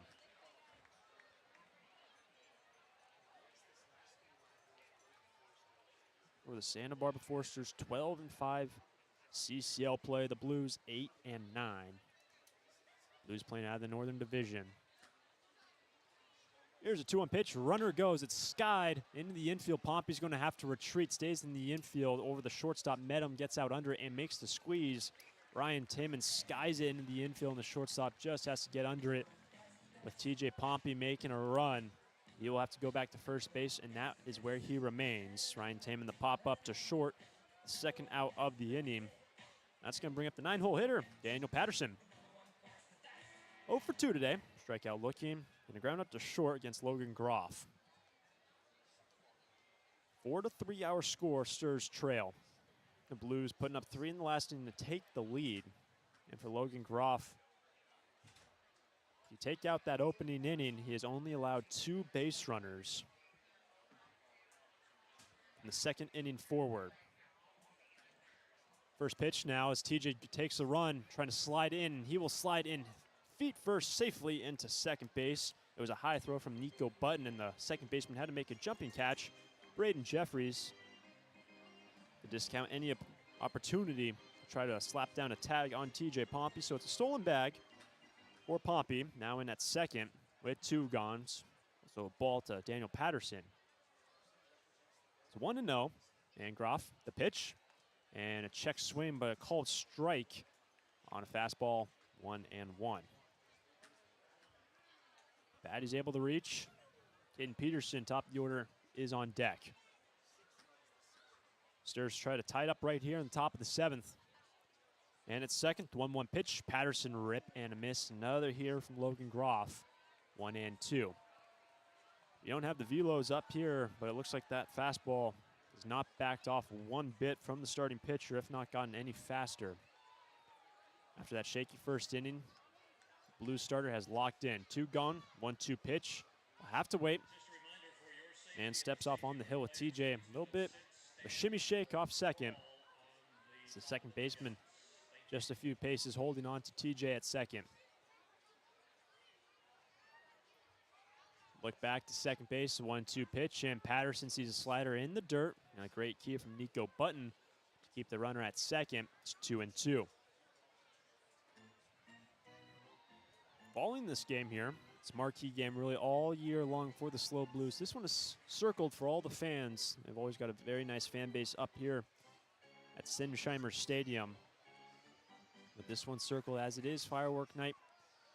Day before Independence Day, when these two teams will face off at Santa Barbara High School tomorrow. Groff, an opportunity to get out of this inning facing the 9-hole hitter.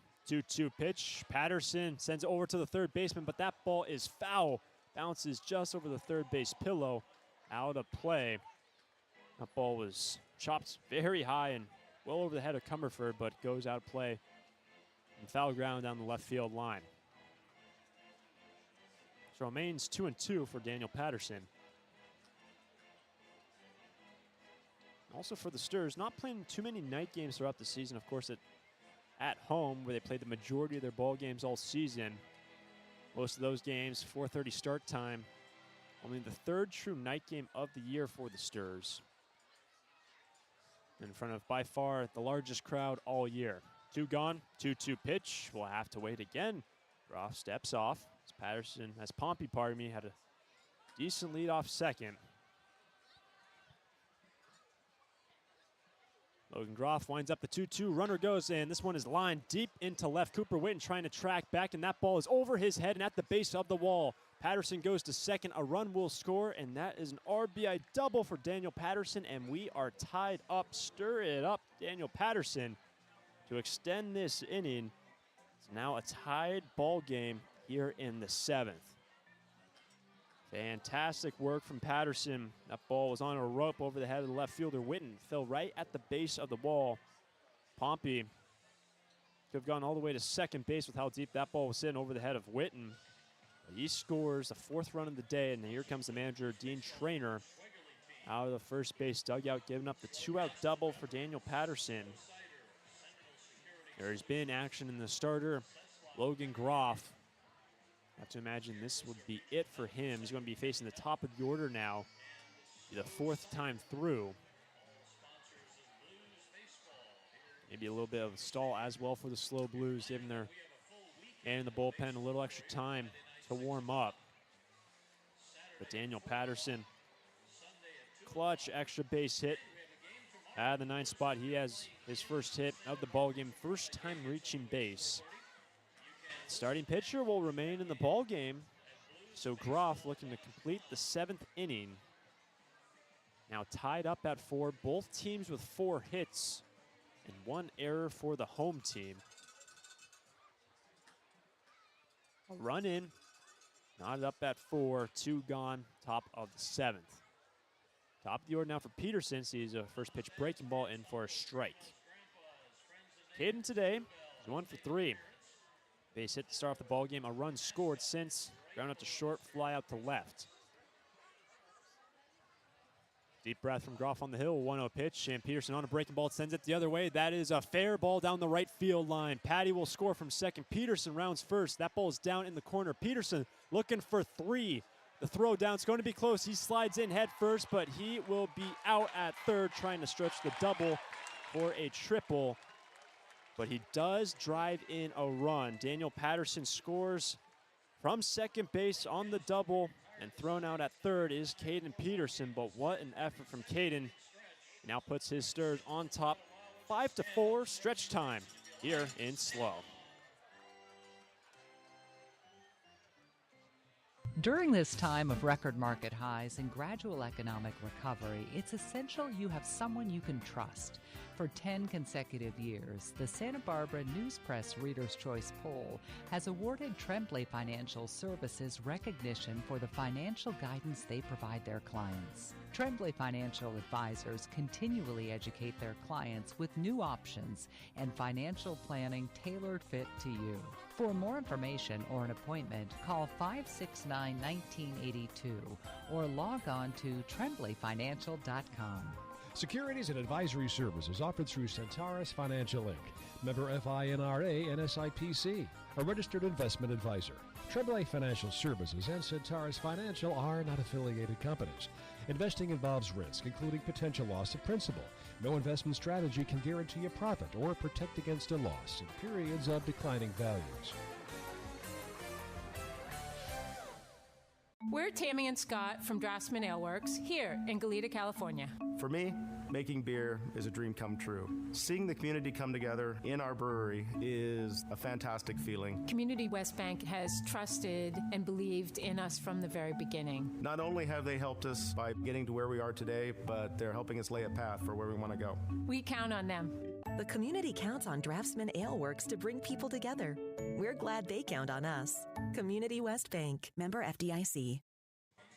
Bottom of the 7th, the Santa Barbara Foresters now regain the lead at just 5-4 after 2 RBI doubles in the top half of this inning. It's going to be 9-1 and 2 that Zach Brown, the reliever, will face here in the bottom of the 7th. Hickson ball bats from the left side, first pitch, and it will miss low from the right-hander, Zach Brown, ball 1. We did see a pair of RBI doubles, and those RBI doubles brought to us by Gold's Gym. Gold's has 3 locations in SB and Goleta, where the Sturs train for victory. 1-0 pitch, Hickson ball, rip and a miss, strike 1. There's a fastball there from Zach Brown, 1-1. Zach Brown has retired the first 5 batters he has faced. 1-1 pitch, missing away, ball 2. In the last inning, used a line out into the outfield and struck out 2. He has been very good in relief for Peyton Gubler. Here's the pitch, and Hickson ball sees a 2-1 away. There is ball 3. Top of the order will be on deck. We were told by Ryan Kramer that likely Tucker Hall will make an appearance today. The lefty, the lone left-handed pitcher available. But here comes a 3-1, and Hickson ball will take a strike. He tosses the lumber. It is halfway towards the first base dugout on the heater from Brown. He's going to have to go and retrieve the twig. So now a full count for the leadoff hitter. Ixenbaugh struck out twice, both looking against Peyton Gubler. Gubler went to a backdoor slider. Here's the 3-2, and it's a fastball and a foul tip back into the glove. And Ixenbaugh, he will strike out for the third time today. And 3 consecutive strikeouts now for Zach Brown. 1 gone in the bottom of the 7th. Had a good ball game here at Simsheimer Stadium. Foresters now leading by a run 5-4. Here's top of the order, Braden Jeffries. First look at Zach Brown. Here's a pitch and a whiff and a miss. Looked like a changeup there from Brown. Took a little something off his fastball. Strike 1. Jeffries today ground out to second. He was hit and a walk and a run scored. All of that against Peyton Gubler. 1 away, base is clear. The 0-1 pitch. And Jeffries sees a slider in for a strike, 0-2.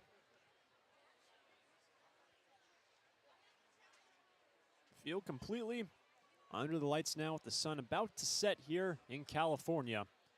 The 0-2 pitch, and Jeffries sees breaking ball down and away. Ball 1. Sunset at 8:21. The SLO Blues on their firework night now trail by a run after they had the lead for an entire inning. Brown winds up the 1-2 pitch, and Jeffries, he will strike out. Foul tip back into the glove, and Zach Brown has 4 straight Ks against the SLO Blues. 2 gone in the 7th.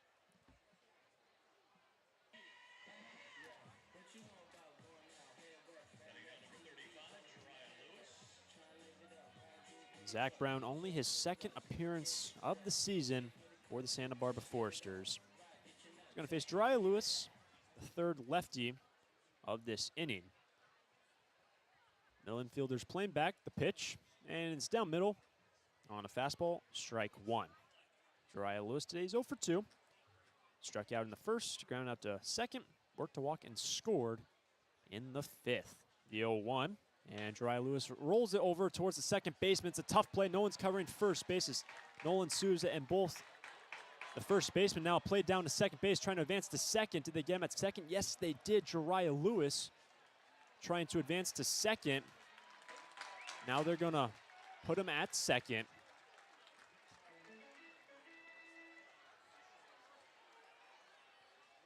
It's now Bill Pintard appears out of the third base dugout. So on that play, Johnny Rodriguez and Nolan Souza, the first baseman, second baseman, tried to cover the first and second base hole. It was Nolan Souza who stops that ball, but no one was covering first base, and as a result, Jariah Lewis would have reached on an infield single. He tried to make a jump to second base, and he was thrown out, our bases umpire, I should say. He was thrown out at second base, but they're going to be saying interference on the throw down. An obstruction had to have been on TJ Pompey. Bill Pintard appeared momentarily out of the third base dugout. So obstruction on the throw down to second base as Jariah Lewis was thrown out for the 3rd out after his infield single. But the obstruction lets him advance to second. So it's an infield hit and advancing on that throw down. Now Bill Pintard had a quick word with his man on the hill, Zach Brown. A lot happening on that sequence. Souza made the stop from it going into the outfield. No one covering first base, and Lewis would have been thrown out at second. That was the initial call. But obstruction on TJ Pompey, allowing him to get second base. So now a 2-out base runner to bring up Cooper Witten, not really the man you want to be facing with a runner in scoring position. Had a 2-run triple last time up, which pulled out Peyton Gubler of the ball game. It was the last batter Peyton faced. First pitch now, and Witten will see a fastball for a strike, 0-1.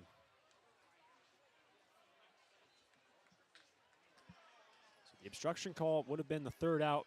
Allows Lewis to be at second and continue this inning to face the most lethal hitter on the SLO Blues order.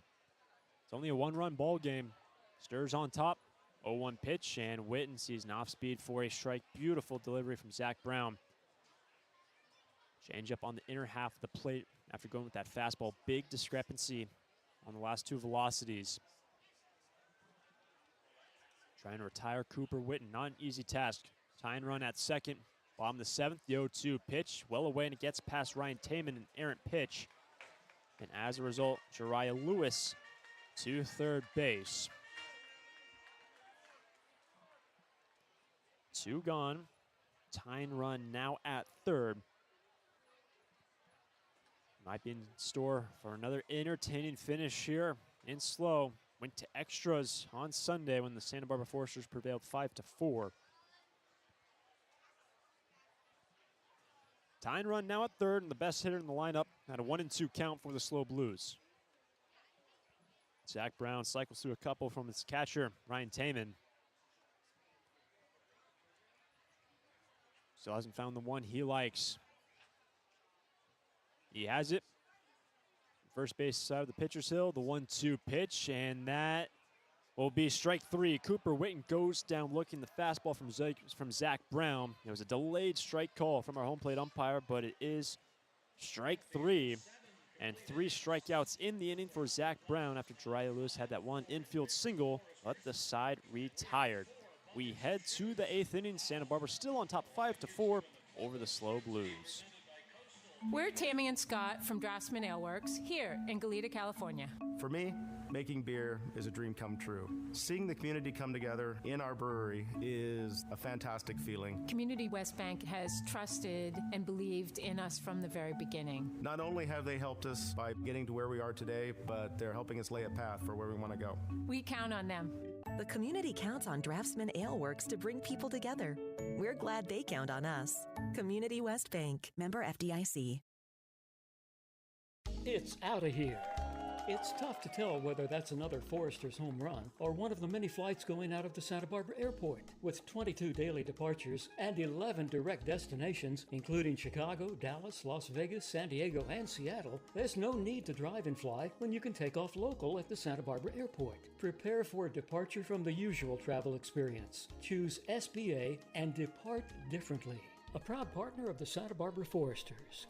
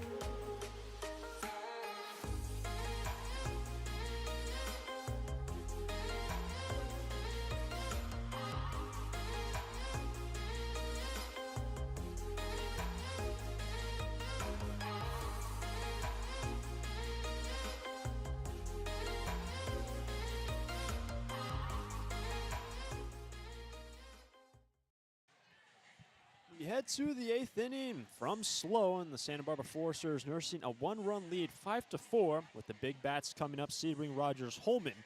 And the SLO Blues will make their first pitching change of the ballgame. Their starter went 7, but enter Marco Cipolla, the right-hander, now to take over the pitching duties, facing 2, 3, and 4. So it'll be a righty-righty matchup to kick off this inning.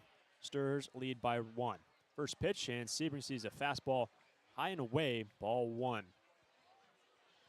Looks like an uptick on the fastball velo here from Cipolla, from Groff to Cipolla. And the starting pitcher from Fresno State went 7, give up 5 hits, 5 runs, all earned, 2 walks, and 8 Ks.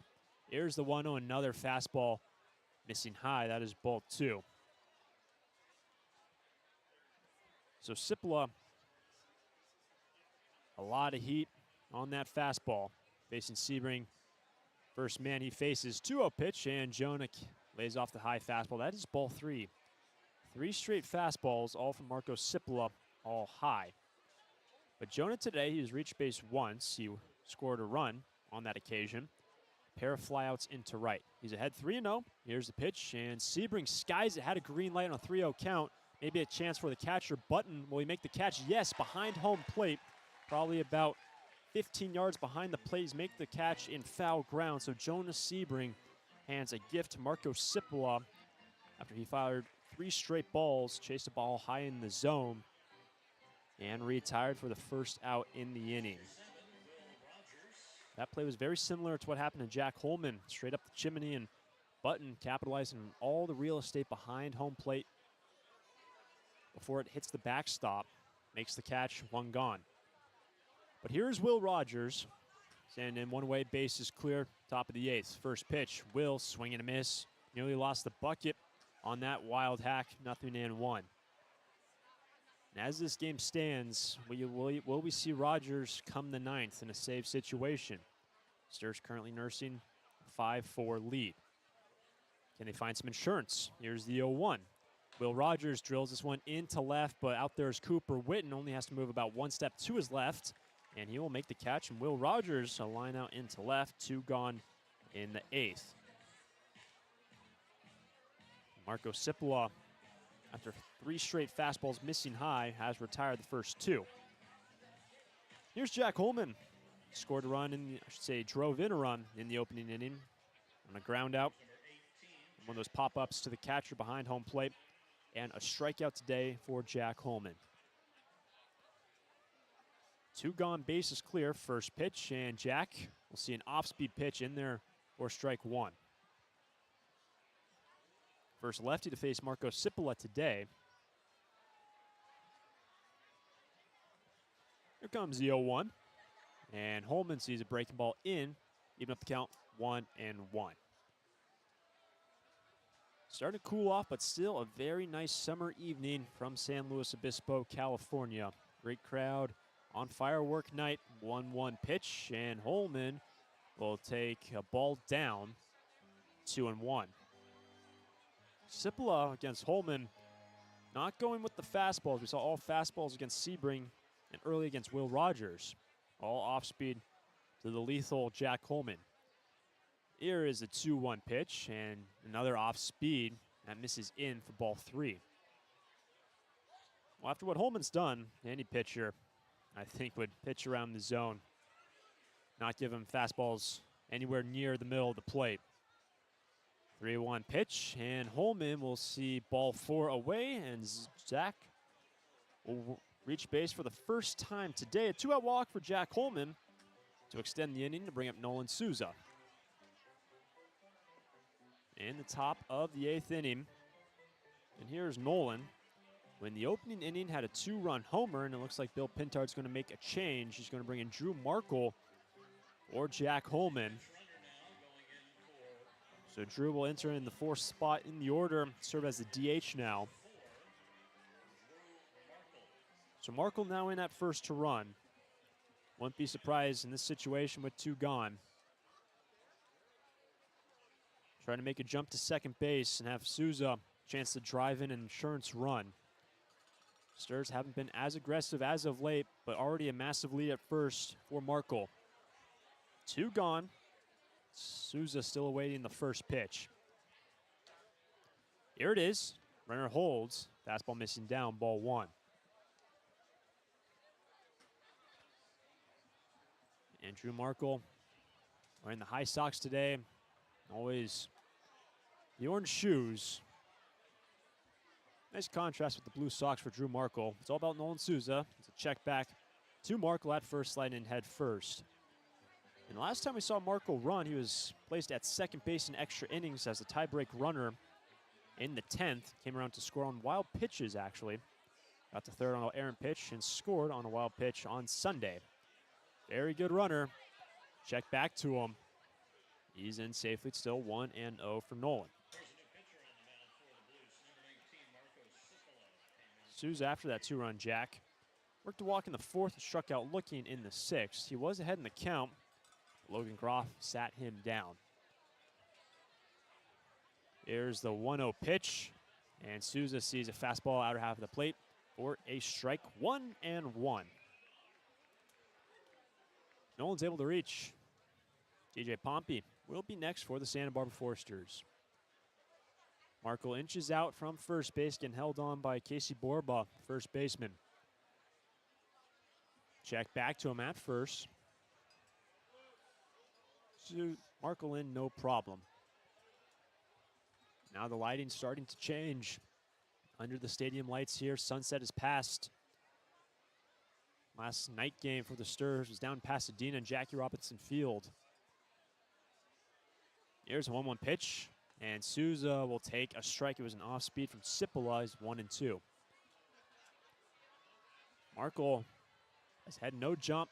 Now Steve Shuck down the third baseline flashes signs. But Souza has to protect the plate here in the top of the 8th. It's only a 1-run ball game. Sturs leading. Here's the 1-2 pitch. There goes Markle, but Souza will strike out. Souza cannot lay off the fastball. He fans it. Third out of the inning. Marco Cipolla has to face 4, but strikes out Nolan Souza. Go to the bottom of the 8th. Santa Barbara Foresters lead 5-4. Take me out to the ball game. Take me out to the bookstore. Hi, this is Foresters Hall of Fame member Jim Buckley. When I'm not telling you who's batting for the Sturs, I write books for kids. Visit Chaucer's Books on Upper State Street and ask for my new graphic novel biography of Amelia Earhart or any of the great books I've written in the Who Was biography series. Titles include Muhammad Ali, the Wright Brothers, Blackbeard the Pirate, Roberto Clemente, and many more. Thanks for your support of reading for kids and the Foresters.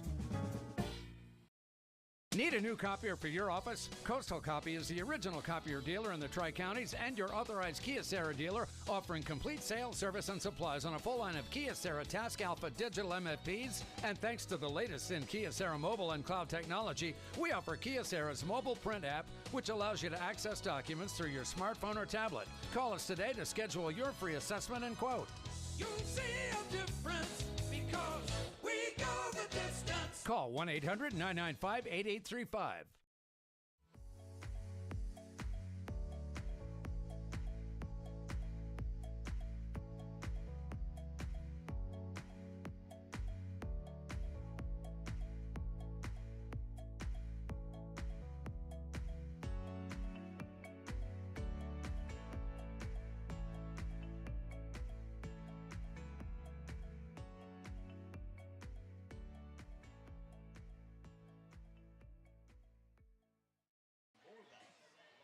In the bottom of the 8th inning from Sinsheimer Stadium in SLO, California, Casey Borba will lead things off. Zach Brown remains in the ball game. Back out for another inning of action after he took over Peyton Gubler, who went 4 1/3. First pitch now to Borba, and the fastball on the broken bat, and that ball will go foul down the third baseline. That shattered barrel going all the way to the shortstop position. So he's going to have to grab a new twig. I believe that's the third broken bat we have seen in this ball game, and the second one where the main barrel made all the way to short. So that'll be strike one with that ball slowly rolling down the third base line. Still Zach Brown's ball game, but we did see Will Rogers out in the outfield warming up the cannon. We saw Cooper Carter, the bullpen catcher, crouching right on the chalk line down the left field line. Saw Will Rogers warming up the arm for likely him entering in the 9th inning if it is still a 5-4 ball game. Or even if the Sturs put up a 0 here, don't let the Blues score, put up a few more runs, likely Rogers would enter in the 9th from left field. But Borba, the leadoff man for the Blues, at an 0-1 count. First pitch, the second pitch, the first pitch with a new bat. He fans it for strike 2. Zach Brown has only allowed a single base runner since he took over in the 5th inning. It was a 2-out knock in the last. He's been rolling very well. The 0-2 pitch, and Borba sees a slider down and away, 1-2. It's the heart of the order for the Blues, Borba, Button, Comerford. Zach Brown trying to hold his 5-4 lead. Maybe have the offense tack on one more or two in the 9th and bring in Will Rogers for a save. 1-2 pitch, and Borba checks swing, but takes strike 3. A very late strike call. It was low in the zone, but Borba will go down looking. There's a fastball low from Zach Brown. That is his 6th strikeout of the day.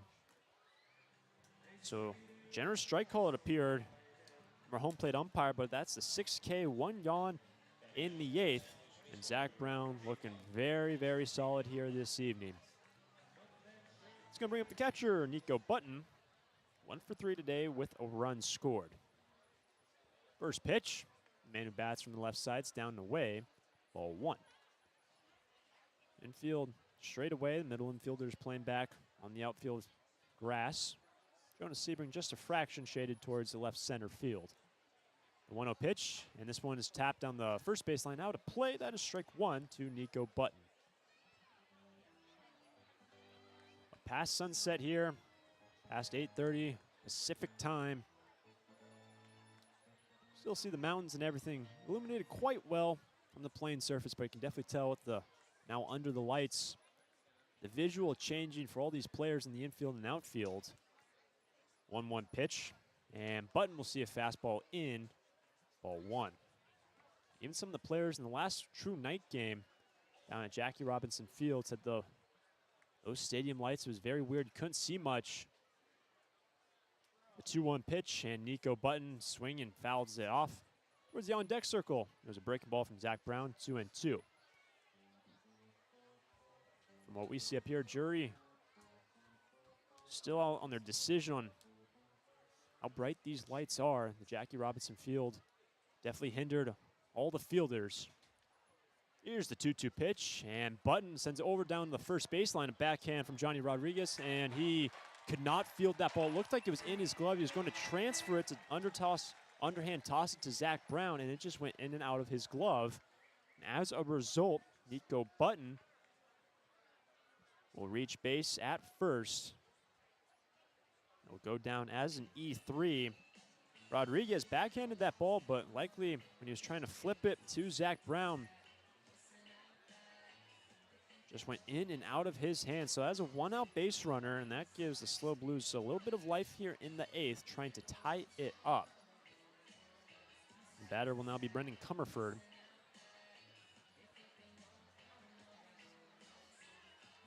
It's the second error of the ball game on the Sturs. But a double play intact here, bottom of the 8th. Santa Barbara leading 5-4 in front of this sold-out crowd in SLO. First pitch, Comerford sees a slider, just missing away to the right-handed batter, 1-0. Rodriguez holding on to Button at first. Zach Brown check back to him at first. In head first is Nico Button.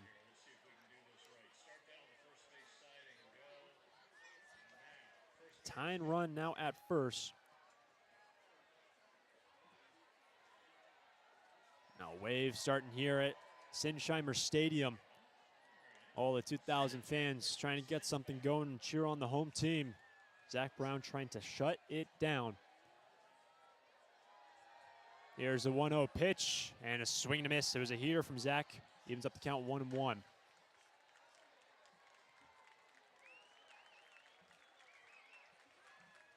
The waves still oscillating through the ballpark here at Sinsheimer Stadium.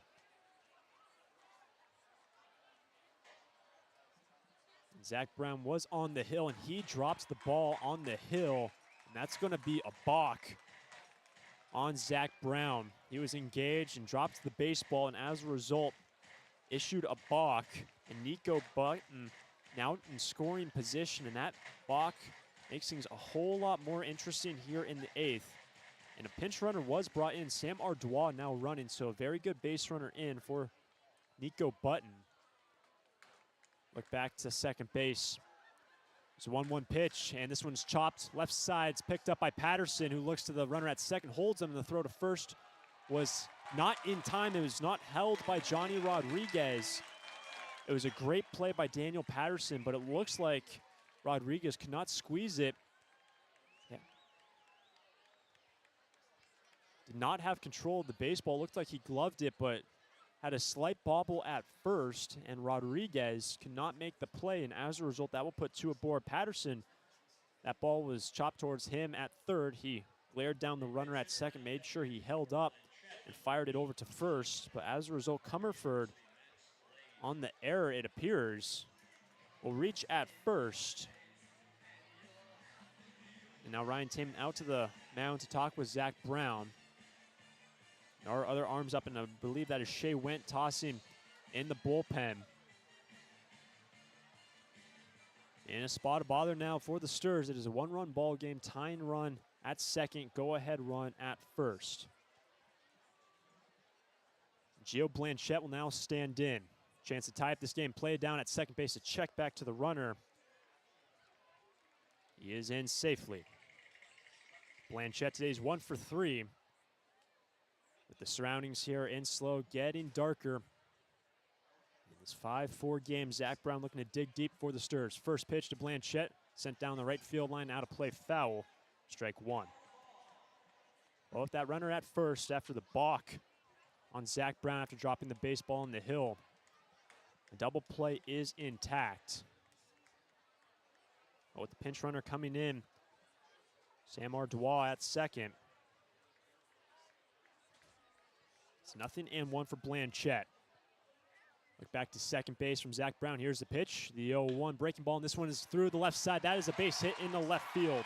A run looks to score from second. The play at the plate. It's going to be close. Taman, did he apply the tag? No. We are tied at 5.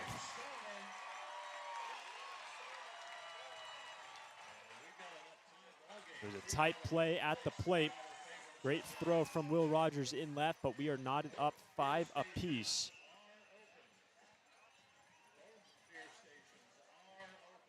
So Gio Blanchette, RBI base hit, tie us up at 5, and it looks like Brendan Comerford, who reached at first base, will be scored as a hit, who is now at second after Nico Button, who reached on an error, and Sam Ardois, pinch running for him, comes in to score the tying run here in the bottom of the 8th.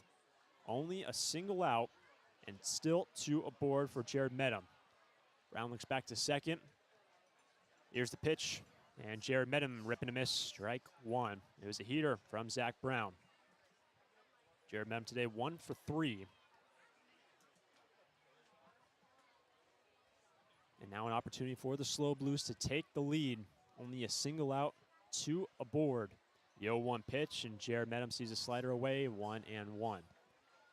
We saw Will Rogers warming up in the outfield. Would like to come in a save situation in the 9th, or even a tied ball game, but I believe Shea went warming up. Now left field bullpen for the Sturs.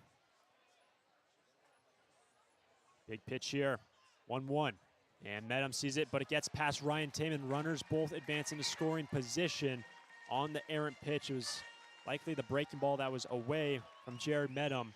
Things got a whole lot more interesting with a base hit. Trying to put up 2 runs now for the SLO Blues if Jared Medham is able to put something in play.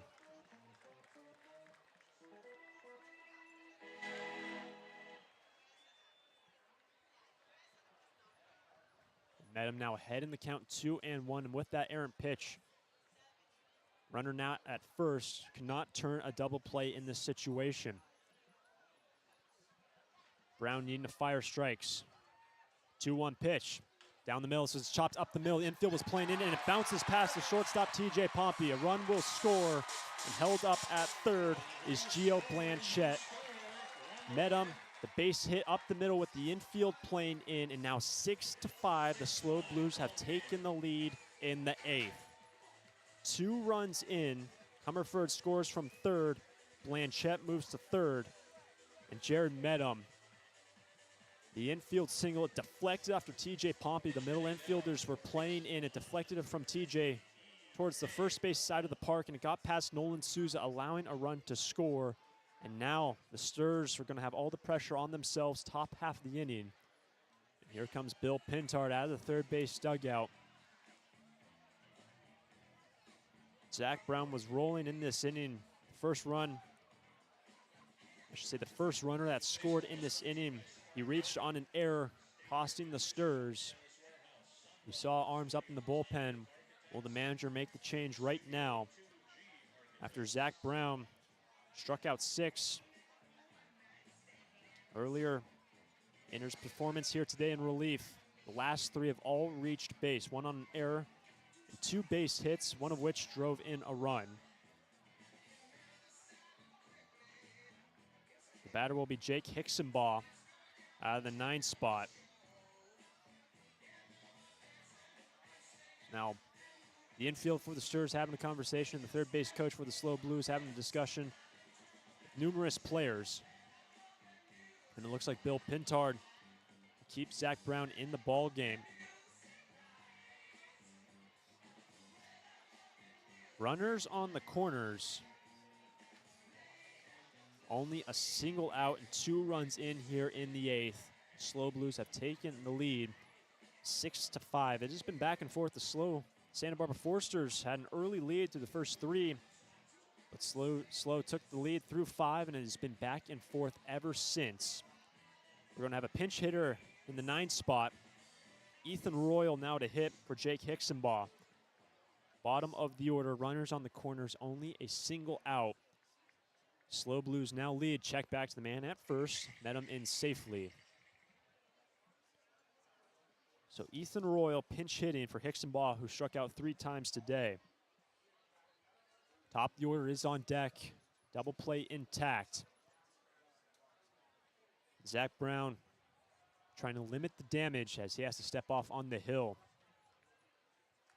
Error in this ball game. Stay in this inning, a balk. Couple errant pitches. Advancing base runners, and 3 consecutive hits for the SLO Blues. First pitch to the pinch hitter, lays down a bunt, right side. It's a good bunt. Johnny Rodriguez, the first baseman, but no one covering first base. Rodriguez, the first baseman, came in, met the pitcher, Zach Brown, and as a result, a run will score, and Ethan Royal pinch hitting, lays down a bunt to perfection. It is now 7-5, and the Sturs losing the reins here in the 8th. 3rd run of the inning, 7-5 now our score. That bunt was down the first base line from the pinch hitter Royal. Both Rodriguez and the pitcher converged, and Nolan Souza was late the second baseman to cover first base. A successful bunt for the pinch hitter Royal. And here is the top of the order. Man at second, man at first, 1 out. Blues now lead 7-5, 3 runs in here in the 8th. First pitch to Jeffries. Have to wait now, time being called by the batter. A couple looks back from Zach Brown back to second base. Jared Medham is now there. The Sturs had a 1-run lead entering this inning. Now trailed by 2. First pitch, fastball down and away. Left-handed batter Jeffries, ball 1.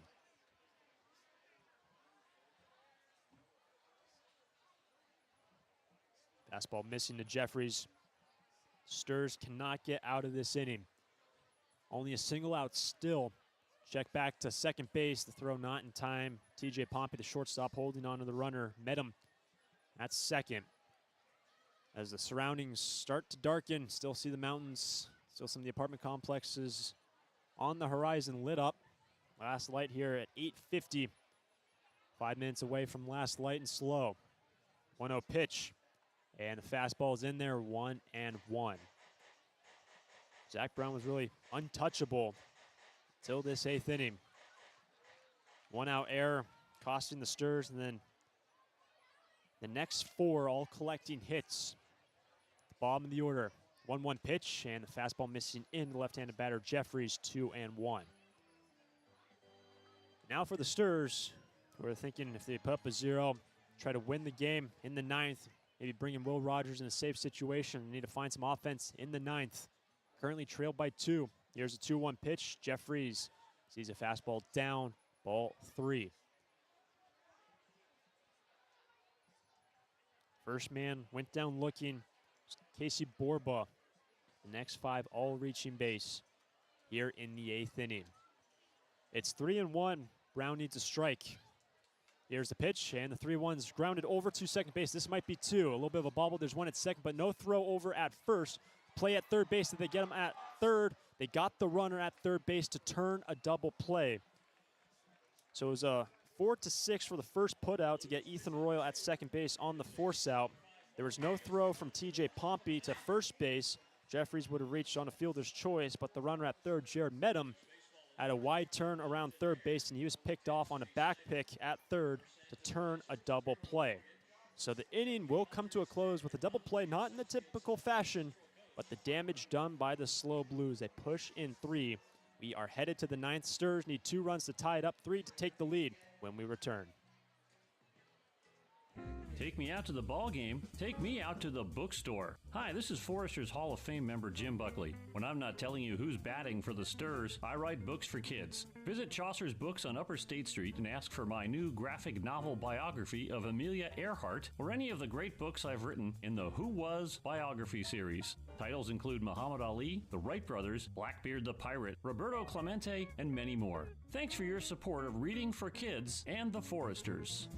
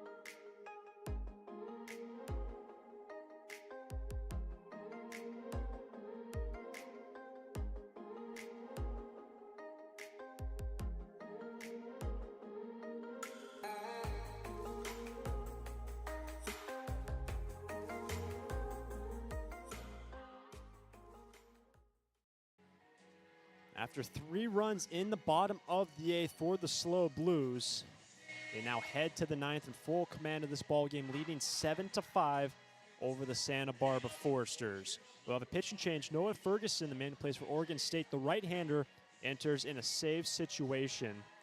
TJ Pompey, Johnny Rodriguez, Ryan Taman, the 3 scheduled. The Sturs needing base runners and needing 2 runs to tie up this game. First pitch to TJ. Yeah, it's a fastball in there for a strike, 0-1. TJ today reached base twice. Once on a walk, he struck out in the 4th. Base hit in the 7th, and also a run scored. He led off in the 7th with the base hit. Can he do it here?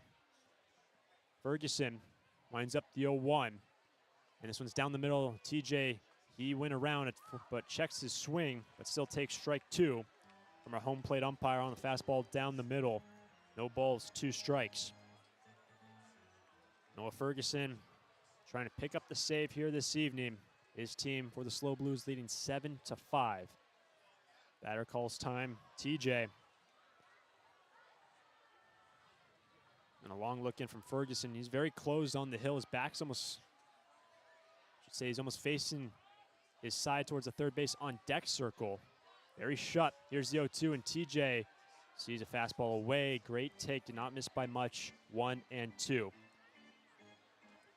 Johnny Rodriguez will be next. Sturs badly in need of base runners. If you get a man aboard, a home run could tie it. First things first, TJ still needing to protect the plate. Leadoff man sees the 1-2. Here's the pitch and strikes out. Fastball low in the zone, got him. Ferguson, 1 away in the 9th. Sturs down their final 2 outs here in San Luis Obispo.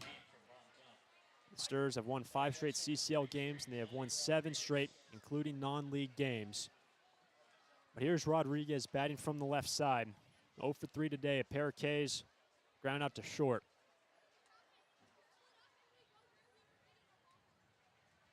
Ferguson comes set on the hill.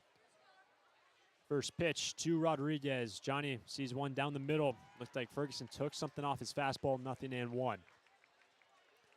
in front of this capacity crowd.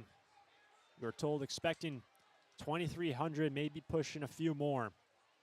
Biggest crowd by far the Sturs have played in front of all year long. They need base runners. The 0-1 pitch, and Rodriguez sends it into right. He'll stay in the yard, moving in. Hickson ball moves forward, 2 gone, and Santa Barbara down to their final out here in SLO. They trail by 2. 7-5 our score. The Blues lead. And Ryan Taman needing to get on base. He is also 0 for 3 today. Noah Ferguson 1 out away from picking up the save. The SLO Blues looking to get back to 500 in CCL play. Coming set, Ferguson. First pitch. And Taman will see a fastball for a strike, 0-1 outer side of the plate. The right-handed batter. Sturs down their final 2 strikes here in SLO. Daniel Patterson will be on deck if Taman's able to reach. Bit of a hold, the 0-1. Taman will take strike 2 on off speed, and the Sturs down to their final strike here in SLO. Some of the fans now to their feet here in Shinsleimer Stadium.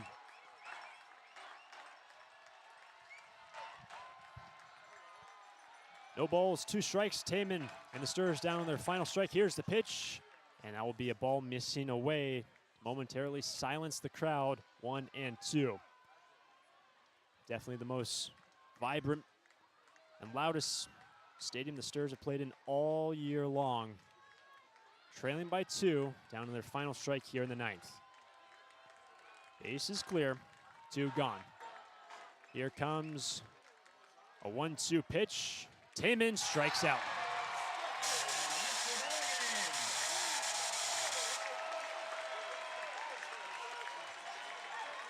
Noah Ferguson comes in and picks up the save. 3 up, 3 down.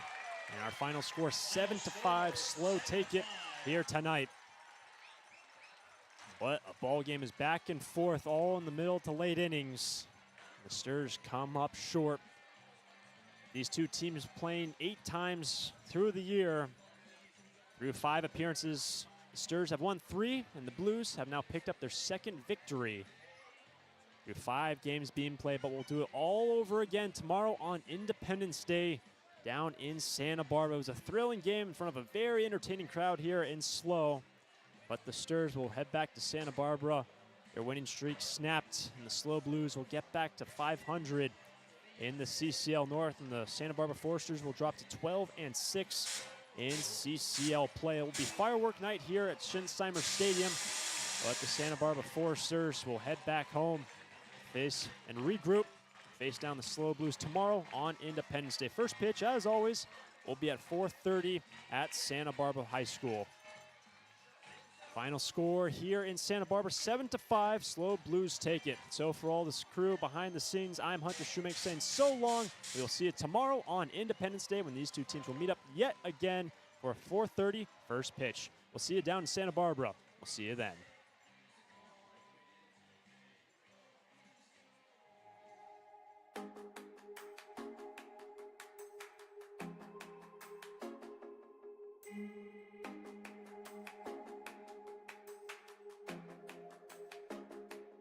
Thank you.